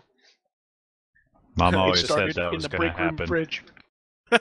I was totally thinking that, Carrie. I was like, oh crap, this is just yogurt from 5,000 years ago. That is Ham now sandwich from sentient. 1986. And this is 5.5 something. It's now sentient. It's living in the fridge. We're living This sounds like our fridge. Wait, what? I Hey, cleaned my guys. fridge. You have heard that song, right? Oh, I have. Hey guys, is the yogurt supposed to talk to you? Yes. Depends on what Good. you Just had ignore it. before that. Good, Oh, just and, checking. hey, just to add some additional level of uncertainty, you start to kind of get this strange headache. It's allergies. Like I'm a not buzzing in your enthusiastic head. about that. And like this buzzing in your head.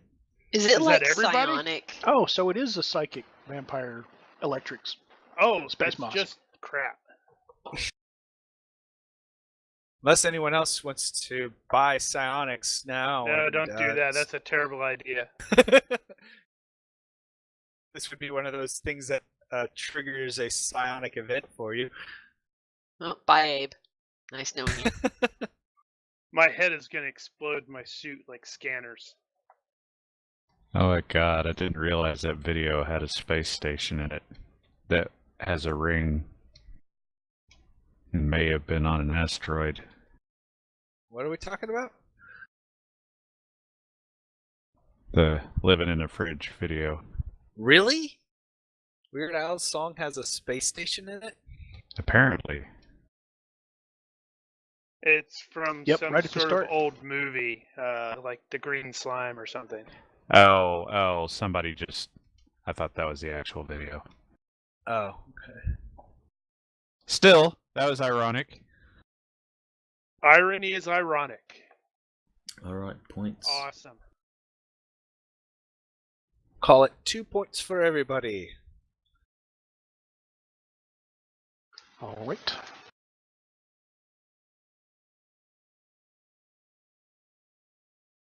Is there anything that we wish to add before I shut down the stream? I have nothing else to add. I just kind of hope you all enjoyed it so far, and we'll catch you guys next week. Did enjoy. Indeed. See you next week. And the stuff gets really strange. The stuff.